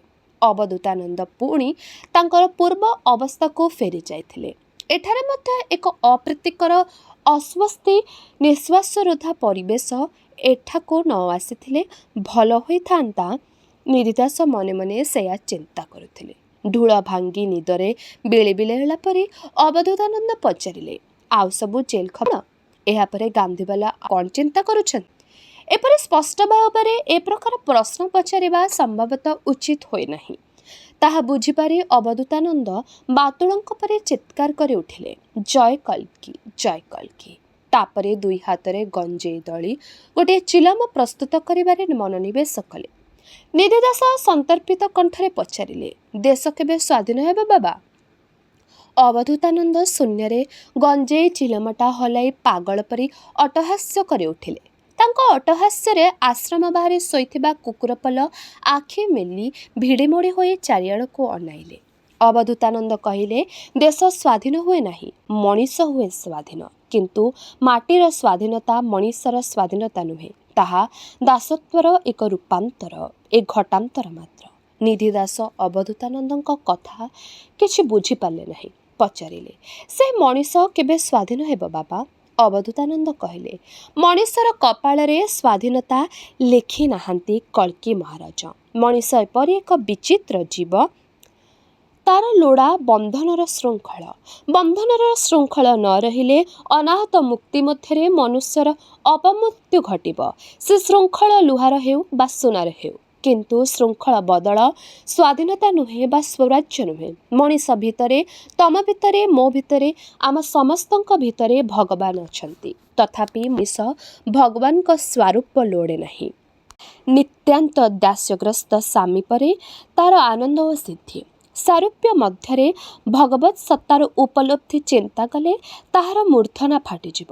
ମଣିଷର ମୁକ୍ତି ସାଧନା ପାଇଁ ଦିନେ ଶାସନ ଓ ସରକାର ସୃଷ୍ଟି ହୋଇଥିଲା। ମାତ୍ର ସେହି ଶାସନ ଓ ସରକାରଠାରେ ମଣିଷ ନିଜର ଅନାହତ ମୁକ୍ତି ସମର୍ପଣ କରିଦେଇ ଆଜି ପରମ ଦାସ୍ୟଗ୍ରସ୍ତ ନିଶ୍ଚିନ୍ତରେ ରହିଅଛି। ନିଧିଦାସ ଏସବୁ ତାତ୍ତ୍ୱିକ କଥାର ମର୍ମଭେଦ କରିପାରିଲେ ନାହିଁ। ସେ କିଂକର୍ତ୍ତବ୍ୟମୂଢ଼ ପଚାରିଲେ, ତାହେଲେ କ'ଣ ସ୍ୱରାଜ୍ୟ ଆସିବ ନାହିଁ? ଅବଧୂତାନନ୍ଦ କହିଲେ, ସ୍ୱରାଜ୍ୟ ଆସିବ, ନିଶ୍ଚୟ ଆସିବ। କାରଣ ସ୍ୱରାଜ୍ୟ ହିଁ ମଣିଷର ଉତ୍ତରାଧିକାରୀ ଓ ଭବିତବ୍ୟ। ମାତ୍ର ସେ ସ୍ୱରାଜ୍ୟ ଆସିବ ଏକ ନୂଆ ସମାଜରେ। ମୁଁ ତ ସେହି ସମାଜର ଅପେକ୍ଷାରେ ଏହିପରି ମଶାଣି ଅପନ୍ତରରେ ବୁଲୁଛି। ମୁଁ ସନ୍ଧାନ କରି ବୁଲୁଛି ସେହି ନୂଆ ମଣିଷର ଅଭ୍ୟୁଦୟ। ମାତ୍ର ଏଠି ଯେ ସବୁଆଡ଼େ ମୁର୍ଦାର। ଦୂରରେ କେଉଁଠି ଶୁଭୁଥିଲା, ରାମ ନାମ ସତ୍ୟ ହେ, ହରି ନାମ ସତ୍ୟ ହେ। ବାଲିକୁଦ ସେପଟେ ପଠା ଭିତରକୁ ଗୋଟିଏ ଶବବାହୀ ଦଳ ସମ୍ଭବତଃ ଗଡ଼ୁଥିଲେ। ଅବଧୂତାନନ୍ଦଙ୍କ ଆଶ୍ରମ ବାହାରେ ଶୋଇଥିବା କୁକୁରପଲ ସେହି ଶବ୍ଦ ଶୁଣି ଭିଡ଼ିମୋଡ଼ି ହୋଇ ଉଠିଲେ। ତାପରେ ଉପରର ଆକାଶକୁ ଚାହିଁ ବିକଟ ସ୍ୱରରେ ରଡ଼ି ଆରମ୍ଭ କରିଦେଲେ। ଅବଧୂତାନନ୍ଦ ତକ୍ତପୋଷରୁ ଉଠି ବିଳିବିଳେଇଲା ପରି ପାଟି କରି ଉଠିଲେ, ଜୟ କଲ୍କି, ଜୟ କଲ୍କି, ଜୟ ହୋ। ନିଧିଦାସ ମଧ୍ୟ ବାହାରକୁ ଆସିଲେ। ପଶ୍ଚିମ ଆକାଶରେ ଖଣ୍ଡ ଖଣ୍ଡ ପାତାଳ ମେଘର ନୈପଥ୍ୟ ରକ୍ତର ସମୁଦ୍ର ମଧ୍ୟରେ ଅପରାହ୍ନର ସୂର୍ଯ୍ୟ ଧୀରେ ଧୀରେ ବୁଡ଼ି ଯାଉଥିଲା। ଅବଧୂତାନନ୍ଦ ସେହିଆଡ଼େ ଚାହିଁ କହିଲେ, ଦେଖୋ ଦେଖୋ ବାବା, ଖୁନ୍ କି ଦରିଆ ଦେଖୋ। ନିଧିଦାସ ସେତେବେଳକୁ ବାଲିକୁଦ ତଳର ବେଣାବୁଦା ଭିତରକୁ ଗଡ଼ି ଆସିଥିଲେ। ଘରେ ପହଞ୍ଚିବା ବେଳକୁ ସଞ୍ଜ ପହର ଉତ୍କୀର୍ଣ୍ଣ ହୋଇଥିଲା। ଆକାଶରେ ତାରାଗୁଡ଼ିକ ନିଷ୍ପ୍ରଭ ଦିଶୁଥିଲେ। ଦାଣ୍ଡ ଚଉରା ତଳେ ସଞ୍ଜବତୀର ପୋଡ଼ା କୁହୁଳା ଗନ୍ଧରେ ବାୟୁ ସଞ୍ଚାଳହୀନ ନିରୁଦ୍ଧ ସନ୍ଧ୍ୟା ଭାରାକ୍ରାନ୍ତ ହୋଇପଡ଼ିଥିଲା। ପିଣ୍ଡା ଉପରେ ଅନ୍ଧାରରେ କିଏ ଜଣେ ଦୁଇ ଆଣ୍ଠୁ ଉପରେ ମୁଣ୍ଡମାଡ଼ି ବସିଥିଲେ। ନିଧିଦାସ ଦାଣ୍ଡ ପାହାଚ ଉପରେ ପାଦ ଦେଇ ପଚାରିଲେ, କିଏ ବସିଛ? ସେ ଲୋକଟି ଅନ୍ଧାରରେ ସେହିପରି ବସି କହିଲା, ମୁଁ ନିଧି ଭାଇ, ତମକୁ କେତେବେଳରୁ ଅପେକ୍ଷା କରି ବସିଛି। କଣ୍ଠସ୍ୱରରୁ ନିଧିଦାସ ସେ ଲୋକଟିକୁ ଚିହ୍ନି ପାରିଲେ, ଦାମରଥ। ନିଧିଦାସ ସନ୍ତର୍ପିତ କଣ୍ଠରେ ପଚାରିଲେ, ଖବର କ'ଣ ଦାମ? ଦାମରଥ କହିଲେ, ସେ ବହୁତ କଥା, ଭିତରକୁ ଚାଲ। ନିଧିଦାସ ଓ ତାଙ୍କ ପଛେ ପଛେ ଦାମ ଦାଣ୍ଡଘର ଭିତରକୁ ଆସିଲେ। ଗୋଟିଏ ଚାରିକୋଣିଆ ଲଣ୍ଠନ କାଚ ଭିତରେ ଧୂଆଁଳିଆ ମହଳ ଶିଖାଟିଏ ଜଳୁଥିଲା। ଗୋଟାଏ ହେଁସ ବିଛା ହୋଇ ପଡ଼ିଥିଲା। ନିଧିଦାସ ତାରି ଉପରେ ଗୋଡ଼ ନ ଧୋଇ ବସେ। ଦାମରଥ ଯେଉଁ ଖବର ଆଣିଛନ୍ତି ତାହା ଶୁଣିବା ପାଇଁ ନିଧିଦାସଙ୍କର ପ୍ରବଳ ଉତ୍କଣ୍ଠା। ସେ କହିଲେ, ଏଥର ଖବର କ'ଣ କୁହ? ଗାନ୍ଧୀ କ'ଣ ଗୋଲ ଟେବୁଲରୁ ସ୍ୱରାଜ ନେଇ ଫେରିଲେ? ଦାମ କହିଲେ, ସ୍ୱରାଜ କ'ଣ ଏମିତି ଦେବା ଜିନିଷ ହୋଇଛି? ଦେବାକୁ ମରିବାକୁ ପୁଣି କିଏ ବା ଭଲ ପାଏ? ପୁଣି ଆନ୍ଦୋଳନ କରିବା ପାଇଁ ପଡ଼ିବ, ପୁଣି ସତ୍ୟାଗ୍ରହ କରିବା ପାଇଁ ପଡ଼ିବ। ଦାମରଥ ଝୁଲାମୁଣିରୁ ଖଣ୍ଡେ କାଗଜ ବାହାର କରି କହିଲେ, ଏଥିରେ ସବୁ ଖବର ବାହାରିଛି, ପଢ଼। ଲଣ୍ଠନର ଧୂଆଁଳିଆ ଆଲୁଅରେ ନିଧିଦାସ ଖବରକାଗଜ ଖଣ୍ଡ ଏକ ନିଶ୍ୱାସରେ ପଢ଼ିଦେଲେ। ସେତେବେଳେ ନାଗପୁର ସହରରେ ସର୍ଦ୍ଦାର ପଟେଲଙ୍କ ନେତୃତ୍ୱରେ ପତାକା ସତ୍ୟାଗ୍ରହ ଉଗ୍ର ଆକାର ଧାରଣ କରିଥିଲା। ସତ୍ୟାଗ୍ରହୀମାନଙ୍କର ଦାବି, ସେମାନେ ସରକାରୀ କର୍ତ୍ତୃପକ୍ଷଙ୍କ ବିନା ଅନୁମତିରେ ନାଗପୁର ସହରର ରାସ୍ତାରେ ତିରଙ୍ଗୀ ପତାକା ଧରି ଶୋଭାଯାତ୍ରାରେ ଯିବେ। ସରକାରୀ କର୍ତ୍ତୃପକ୍ଷଙ୍କ ଜିଦ୍, ତିରଙ୍ଗୀ ପତାକା ଉଡ଼ାଇ ସହରର ରାସ୍ତାରେ ମାର୍ଚ୍ଚ କରି ଯିବାରେ କୌଣସି ଆପତ୍ତି ନାହିଁ। ମାତ୍ର ସେଥିପାଇଁ ଆଗରୁ ପୁଲିସଠାରୁ ଅନୁମତି ନେବା ପାଇଁ ପଡ଼ିବ। ସତ୍ୟାଗ୍ରହୀମାନେ ଆଇନ ଭଙ୍ଗ କରି ପୁଲିସଠାରୁ ଅନୁମତିର ଅପେକ୍ଷା ନ ରଖି ସହରର ରାସ୍ତାରେ ତିରଙ୍ଗୀ ଝଣ୍ଡା ଉଡ଼ାଇ ମାର୍ଚ୍ଚିଂ କରି ବହୁ ସଂଖ୍ୟାରେ ଗିରଫ ହେଉଥିଲେ। ଏଥିପାଇଁ ଭାରତର ବିଭିନ୍ନ ପ୍ରାନ୍ତରୁ ସ୍ୱେଚ୍ଛାସେବକ ବାହିନୀ ସତ୍ୟାଗ୍ରହ ପାଇଁ ନାଗପୁର ଆସୁଥିଲେ।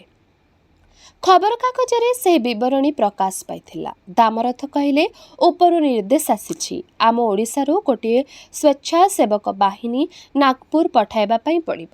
ନିଧି ଦାସ ସନ୍ଦିଗ୍ଧ କଣ୍ଠରେ ପଚାରିଲା, ଆଚ୍ଛା ରଥେ, ଆମେ ପୁଲିସବାଲାଙ୍କୁ କହି ପତାକା ପଟୁଆର ବାହାର କଲେ ସ୍ୱରାଜ ଏବେ ଅଟକି ଯାଇଛି କେଉଁଠି?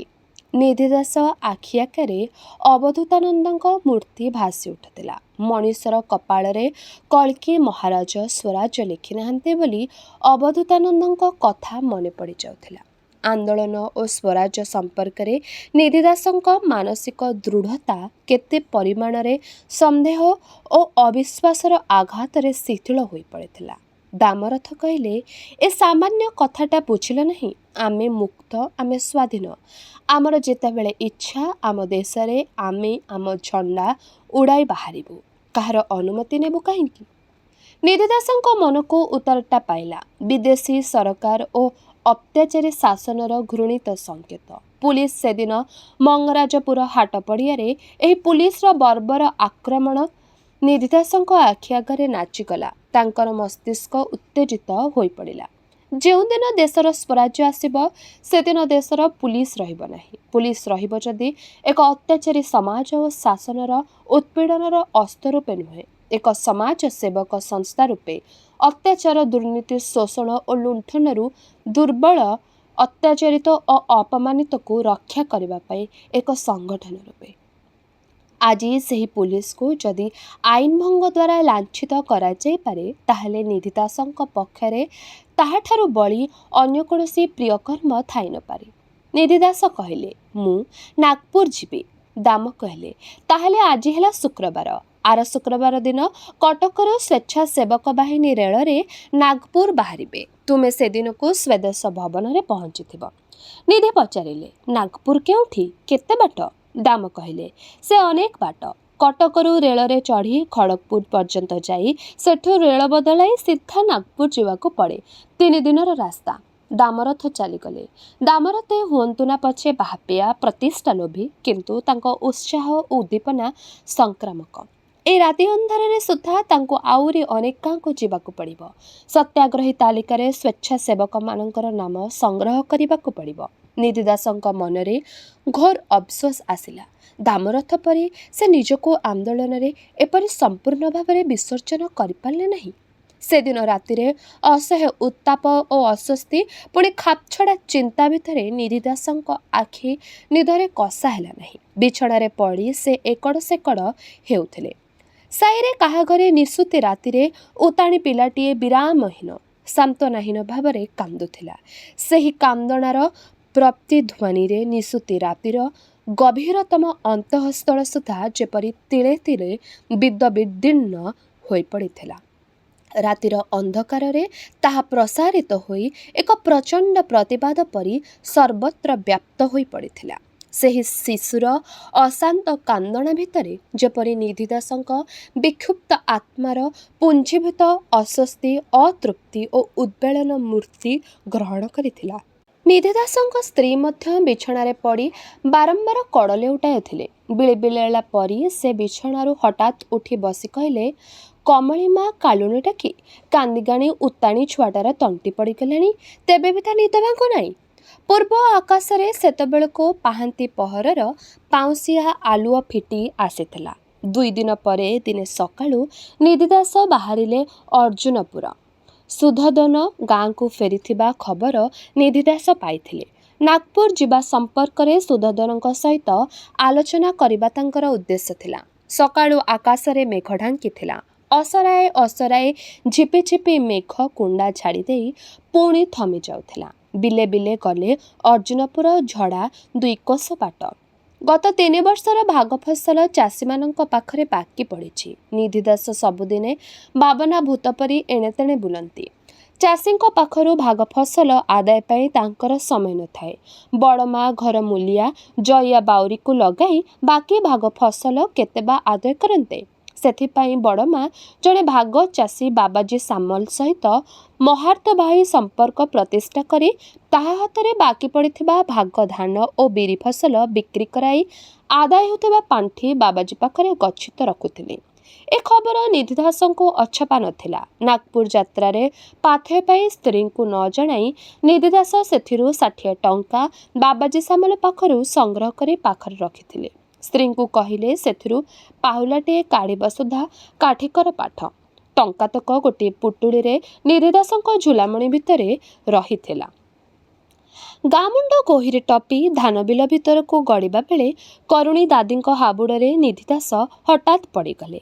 ନିଧି ଦାସ ଯଥାସମ୍ଭବ କରୁଣୀଙ୍କଠାରୁ ଦୂରଛଡ଼ା ହୋଇ ତାଙ୍କ ଦୃଷ୍ଟିର ଆଗୋଚର ରହନ୍ତି। ଘରକୁ ଘର ଲାଗିଥିଲେ ସୁଦ୍ଧା କ୍ୱଚିତ୍ ସେମାନଙ୍କ ମଧ୍ୟରେ ସାକ୍ଷାତ ହୋଇଥାଏ।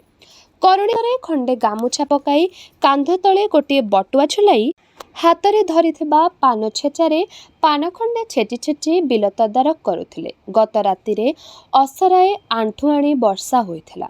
ସେହି ପାଣିରେ ବେଉଷଣ ପାଇଁ ଧାନ କ୍ଷେତମାନଙ୍କରେ ଚାଷୀମାନେ ଆଣ୍ଠେଇ ପଡ଼ିଥିଲେ। କରୁଣୀ ପଚାରିଲେ, ଅପରଦିନ ରାତିରେ ତମ ଘରକୁ କିଏ ଆସିଥିଲା କିରେ ନିଧି? ଅନ୍ୟ ଦିନ ହୋଇଥିଲେ ନିଧି ଦାସ କଥାଟାକୁ ବାଆଁରେଇ ଦେଇଥାନ୍ତେ। ମାତ୍ର ଆଜି ସତ୍ୟାଗ୍ରହ ସଂଗ୍ରାମରେ ନିର୍ଭୀକ ସିପାହୀ ରୂପେ ସେ ବାହାରିଛନ୍ତି। ତେଣୁ କରୁଣୀ ଦାଦୀ ଓ ତାଙ୍କ ଗୋଷ୍ଠୀର ଅନ୍ୟମାନଙ୍କୁ ମୁକାବିଲା କରିବା ପାଇଁ ତାଙ୍କର କୌଣସି ସଂକୋଚ ବା ଭୟ ନଥିଲା। କରୁଣୀ ଦାଦୀ ୟୁନିୟନ ପ୍ରେସିଡେଣ୍ଟ ପୁଲିସର ଦକ୍ଷିଣ ହସ୍ତ। ତେଣୁ ଗୁରୁଜନ ଓ ପିତୃତୁଲ୍ୟ ହେଲେ ସୁଦ୍ଧା ତାଙ୍କ ପ୍ରତି ପ୍ରଚଣ୍ଡ ଘୃଣାରେ ନିଧି ଦାସଙ୍କ ମନ ଜର୍ଜରିତ ହୋଇ ଉଠିଥିଲା। ନିଧି ଦାସ କହିଲେ, ଦାମରଥ ଆସିଥିଲେ? କରୁଣୀ ମେଞ୍ଚାଏ ଛେଚା ପାନ ପାଟିରେ ପକାଇ ପଚାରିଲେ, କୋଉ ଦାମରଥ? ଶଙ୍ଖରୁଆର ସେଇ ଦାମରଥଟି କି? ଯିଏ କଏଦୀ ଖଟି ଏବେ ଫେରିଛି? ନିଧି ଦାସ କହିଲେ, ଦେଶ ପାଇଁ ଜେଲ୍ ଯିବା କଏଦୀ ଖଟିବା ନୁହେଁ। କରୁଣୀ ତାଶ୍ଚଲ୍ୟ ମିଶା କଣ୍ଠରେ କହିଲେ, ଏ କେତେଟା ଛତରା ବାଳୁକାଙ୍କ ଯୋଗୁଁ ଏ ଅଞ୍ଚଳରେ ଯେତକ ଗୋଳମାଳ। ଏମାନେ ମୋ ମୁହଁରେ କଳା ବୋଳି ଦେଲେଣି। ଇଂରେଜ ସରକାର ବାଘ ବକ୍ରିଙ୍କି ଏକା ଘାଟରେ ପାଣି ପିଆଉଛି। ଏ କେତେଟା ବାହାରି ସରକାର ଓପାଡ଼ି ପକାଇବେ। ସେ ଦାମାଟା କୁଆଡ଼େ ଆସିଥିଲା? ସେ କ'ଣ କହୁଥିଲା? ନିଧି ଦାସ ଆଜି କିନ୍ତୁ ନିର୍ଭୟ। ନାଗପୁର ସତ୍ୟାଗ୍ରହରେ ବିଦେଶୀ ଇଂରେଜୀ ସରକାର ଉପରେ ଶେଷ ଆଘାତ ପାଇଁ ସେ ଆଜି ଦେହ କିଳି ବାହାରିଛନ୍ତି। ଗାଉଁଲି ପ୍ରେସିଡେଣ୍ଟ କରୁଣୀ ଦାସ ତ ସାମାନ୍ୟ ଲୋକ। ବାଘ ବକ୍ରିଙ୍କୁ ଏକା ଘାଟରେ ପାଣି ପିଆଉଥିବା ଇଂରେଜ ଶାସନ ଓ ସରକାର ପ୍ରତି ସୁଦ୍ଧା ଆଜି ତାଙ୍କର ତିଳେଥେ ଭୟ ନଥିଲା। ନିଧି ଦାସ କହିଲେ, କିଏ କହିବାକୁ ଆସିଥିଲେ ନାଗପୁର ସହରରେ ସତ୍ୟାଗ୍ରହ କଥା? ତମ ଇଂରେଜ ସରକାରର ଯଦି ଏତେ କରାମତି, ସେଠି ସତ୍ୟାଗ୍ରହ ବନ୍ଦ କରାଉନ ଦେଖି। ଏଥର ଏ ସତ୍ୟାଗ୍ରହ ଆଉ ବନ୍ଦ ହେବ ନାହିଁ। ଏହାପରେ ସ୍ୱରାଜ୍ୟ। କରୁଣୀ ଦାସଙ୍କ କଥାକୁ ଅପେକ୍ଷା ନ ରଖି ଲମ୍ବା ଲମ୍ବା ପାହୁଣ୍ଡ ପକାଇ ନିଧି ଦାସ ଚାଲିଗଲେ। କରୁଣୀ ଦାସ ସେଇଆଡ଼େ ଆହତ ଗାମ୍ଭୀର୍ଯ୍ୟ ଅନାଇ ରହିଥିଲେ। ନିଧି ପୁଣି ତାଙ୍କ ମୁହେଁ ଏପରି କଥା କହିବ, ଏହା କରୁଣୀ ଦାସଙ୍କର ବିଶ୍ୱାସରେ ନଥିଲା। ଅର୍ଜୁନପୁରର ମହାଜନ ନରେନ୍ଦ୍ର ମହାପାତ୍ରଙ୍କ ଘର। ସେ ଅଞ୍ଚଳରେ ଜଣାଶୁଣା ଘର। ମହାଜନୀ କାରବାର ହେତୁ ଧାନ ଓ ଟଙ୍କାରେ ବିସ୍ତର ମହାଜନୀ। ମାତ୍ର ନରେନ୍ଦ୍ର ମହାପାତ୍ର ପିଲାଦିନେ ମୁଣ୍ଡରେ ହଳା ବୋହିବା, ପୋଖରୀରୁ କରାଣ୍ଡି ମୀନ ଟିପିବା ଦେଖିଥିବା ଲୋକେ ସେ ଅଞ୍ଚଳରେ ଅଛନ୍ତି। କଲିକତାରେ କିଛିଦିନ କୁଲି ସରଦାରୀ କରି ସେହି ପଇସାରେ ନରେନ୍ଦ୍ର ମହାପାତ୍ର ସାମାନ୍ୟ ମହାଜନୀ ଆରମ୍ଭ କରିଥିଲେ। ତାହା ଆଜି ପତ୍ର ପଲ୍ଲବ ବିସ୍ତାର କରି ଦ୍ରୁମରେ ପରିଣତ ହୋଇଅଛି। ମୂଳ କଳନ୍ତରୁ ପାହୁଲାଟିଏ ଛାଡ଼ିବା ଲୋକ ନରେନ୍ଦ୍ର ମହାପାତ୍ର ନୁହନ୍ତି। ମୂଳ କଳନ୍ତର ମିଶାଇ ଧର ହେଲା 21 ଟଙ୍କା 7 ଅଣା 4 ପାହି। ଖାତକ 21 ଟଙ୍କା 7 ଅଣା ଅଣ୍ଟା ଗାଞ୍ଜିଆରୁ କାଢ଼ି 7 ଥର ଗଣିପୋଛି ନରେନ୍ଦ୍ର ମହାପାତ୍ରଙ୍କ ପାଖରେ ରଖିଦେଲା। ନରେନ୍ଦ୍ର ମହାପାତ୍ରେ ପଇସାତକ ଗଣି ଟଙ୍କାତକ ଭଲ କରି ତଳ ଉପର ବଜାଇ ପରଖ କରି ରଖିଲେ। ନଅଣ୍ଟ ପଡ଼ିଲା 4 ପାହି। ନରେନ୍ଦ୍ର ମହାପାତ୍ର କପାଳରେ ହାତ ମାରି ଖାତକୁ ନେହୁରା କରିବେ, ନାଇଁ ବାପ, ମତେ ସେ ଘରଭଡ଼ା କଥା କହନା। ଏ ଟଙ୍କା କଉଡ଼ି ସବୁ ତ ତମମାନଙ୍କର। ମୁଁ ଖାଲି ଗୋବିନ୍ଦଙ୍କ ଇଚ୍ଛାରେ ଯଖ ପରି ଆଗୁଳି ବସିଛି ସିନା। ତୁ ଚାହି ପାଇ କାଟିଦେଲେ ମୋ ଭେଳା ବୁଡ଼ିଯିବ। ତୁ ବାପ ଏ ଟଙ୍କା ଫେରେଇ ନେ। ତୋ ପାଖରେ ରହିଥିଲେ ଯାହା ମୋ ପାଖରେ ରହିଥିଲେ ସେଇଆ। ତୁ 4 ପାହି ମିଶାଇ ପଛେ ଆଣି ଦେଇଯିବୁ। ଖାତକ ଖୋସଣୀରେ ମରାଯାଇଥିବା ମହାରାଣୀ ମାର୍କା ତମ୍ବା ପଇସାଟି ବହୁ ଅନିଚ୍ଛାରେ ଦେବା ପରେ ସୁଦ୍ଧା ନରେନ୍ଦ୍ରଙ୍କର ଶାନ୍ତି ନାହିଁ। ଅବଶିଷ୍ଟ ପାହୁଲାଟିଏ ନ ପାଇବା ପର୍ଯ୍ୟନ୍ତ ଖାତକଙ୍କ ଉଦ୍ଦେଶ୍ୟରେ ବାପରେ ଧନରେ ମଝିଦରିଆରେ ମୋତେ ବୁଢ଼ାନାରେ ଇତ୍ୟାଦି ନାକ କାନ୍ଦଣା ଲଗାଇଥିବେ। ଆକାଶରେ ମେଘ ଢାଙ୍କିଥିବା ହେତୁ ସମୟ ଜଣା ନ ପଡ଼ିଲେ ସୁଦ୍ଧା କଅଁଳ ଗାଧୁଆ ବେଳ ଗଡ଼ି ଯାଇଥିବା ବେଳେ ନରେନ୍ଦ୍ର ମହାପାତ୍ର ଦାଣ୍ଡରେ ଇଷ୍ଟଦେବତା ବାଳଗୋପାଳଙ୍କ ମନ୍ଦିର ପିଣ୍ଡାରେ ମହାଜନୀ ଶିରସ୍ତା ଖୋଲି ବସିଥିଲେ। ହେଁସ ଉପରେ ଖଣ୍ଡେ ଛିଣ୍ଡା ସତରଞ୍ଜି, ତା ଉପରେ କାଠର ଖଣ୍ଡେ ଛୋଟ ଡ୍ରେସ୍କର, ଦୁଇ ପାଖରେ ନାଲି କସ୍ତାରେ ବନ୍ଧା ହୋଇ ଶିରସ୍ତା ବସ୍ତାନିମାନ ରହିଥିଲା। ନରେନ୍ଦ୍ର କାନ୍ଥରେ ଖଣ୍ଡେ ତେଲଚିକିଟା ତକିଆ ଢିରା ଉପରେ ଆଉଜି ବସିଥିଲେ।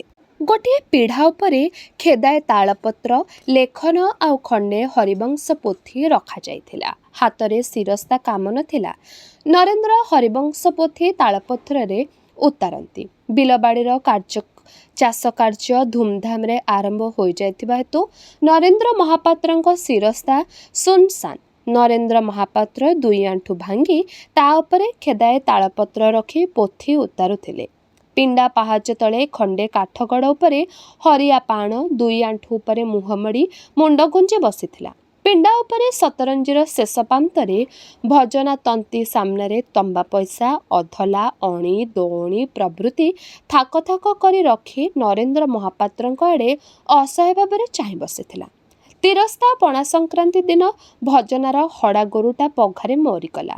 ସାଇ ଭାଇଙ୍କୁ ଖୋଇ ପ୍ରାୟଶ୍ଚିତ ହେବା ପାଇଁ ଭଜନା ନରେନ୍ଦ୍ରଙ୍କଠାରୁ 10 ଟଙ୍କା କରଜ ନେଇଥିଲା।